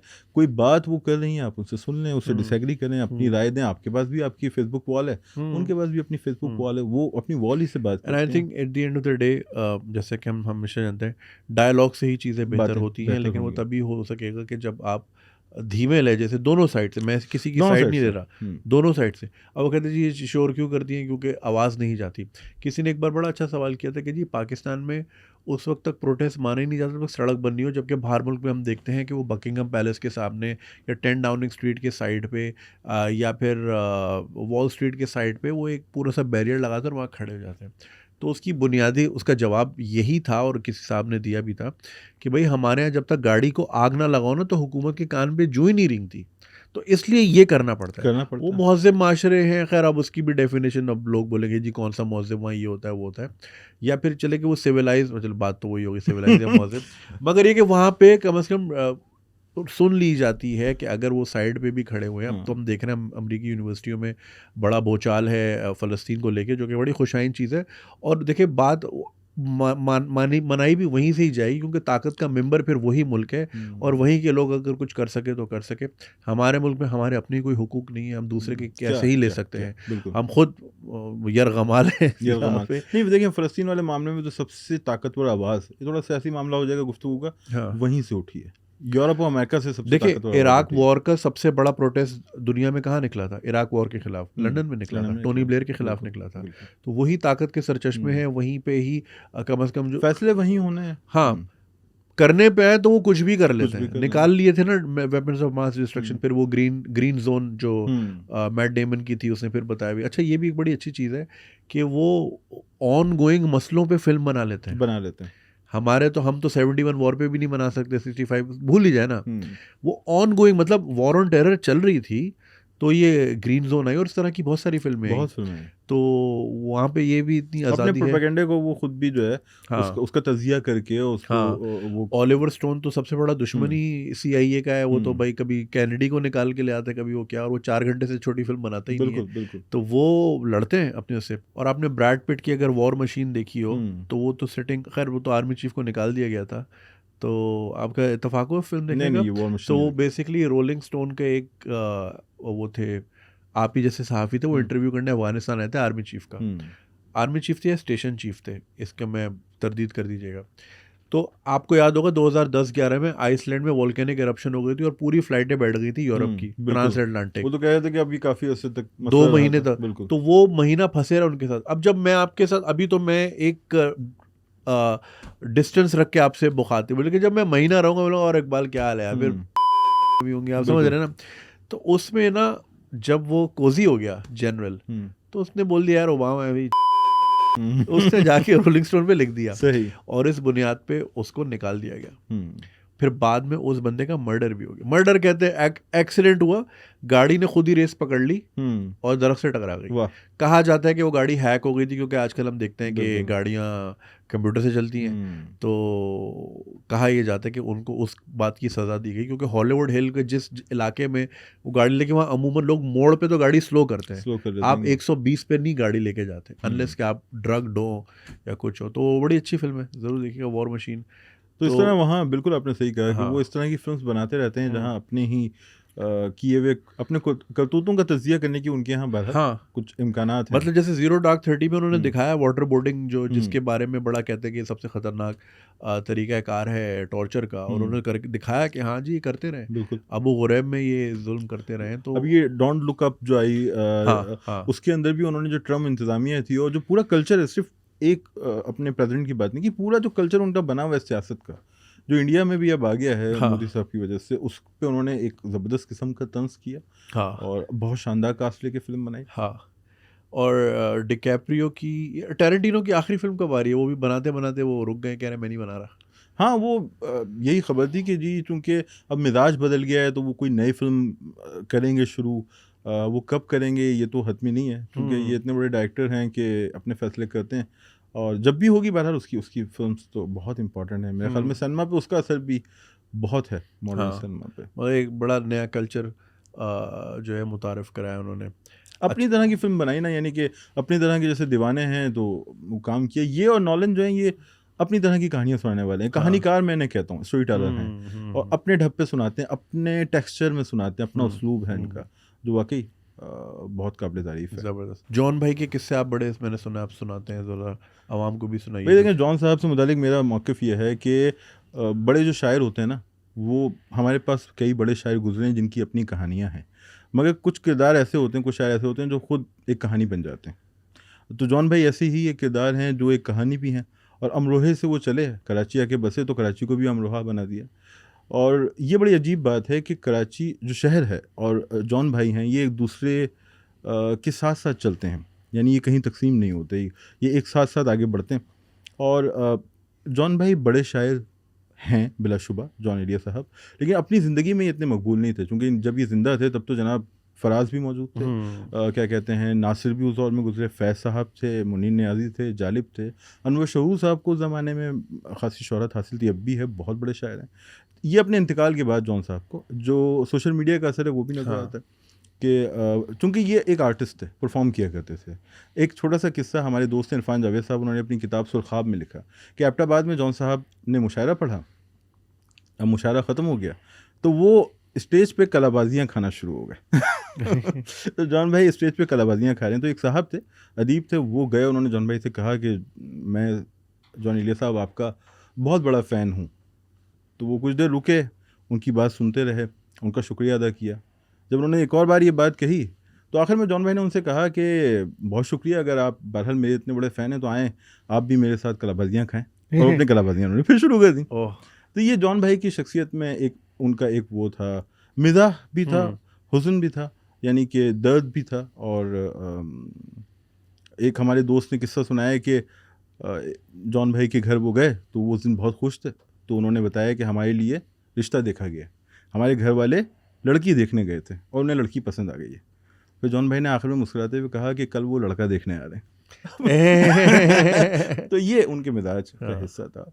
बड़ा असर है उनका इस वक्त। अब 20 साल बाद, 10 साल बाद तज़िया होगा, हम किसे देखेंगे ये हम नहीं जानते। अच्छा, ये भी बड़ी लेगेसी होती है, वही वाली बात है, जब आप अपनी लेगेसी छोड़ जाएं किताब की सूरत में या फिल्म की सूरत में, ज़रूरी नहीं आप उस वक्त मशहूर हो, आप 100 साल बाद, अब जैसे मंटू की हम देखते हैं रोज़ाना कहीं ना कहीं कोई पोस्ट नज़र आ रही होती है, लाजवाल राइटिंग्स उनकी रही हैं। इसी तरह जॉन भाई की अगर हम बात करें तो रोज़ाना कोई ना कोई रील उनकी नज़रों से गुजर रही होती है, लाजवाल काम किए हैं लोगों ने। इकबाल साहब, गुफ्तगू तो बहुत है करने को, लेकिन ज़ाहिर है वक्त की हमारे पास किल्लत है, लेकिन इंशाल्लाह आपसे बहुत जल्द दोबारा मुलाकात होगी। वक्त देने का बहुत शुक्रिया, एंड आई एम श्योर आप लोगों ने भी काफ़ी मुस्तफ़ीद हुए होंगे इकबाल खुर्शीद की बातों से, गुफ्तगू से। जो भी फीडबैक हो कमेंट में ज़रूर दीजिएगा, और इकबाल साहब की किताबों का सिलसिला जो है मैं यहाँ लिंक डाल रहा हूँ डिस्क्रिप्शन में, आपको यहाँ से मिल सकेगा, फॉलो भी कीजिएगा। बहुत अच्छा लिखते हैं, बहुत अच्छे इंसान हैं, और मुझे बड़ी खुशी हुई आपसे आज फाइनली मिलके। बहुत खुशी हुई कि आपके साथ गुफ्तगू हुई। थैंक यू सर, अपना भी ख्याल रखिएगा। इंशाल्लाह आपसे मुलाकात होगी अगली पॉडकास्ट पे किसी और गेस्ट के साथ, तब तक के लिए खुदा हाफिज़।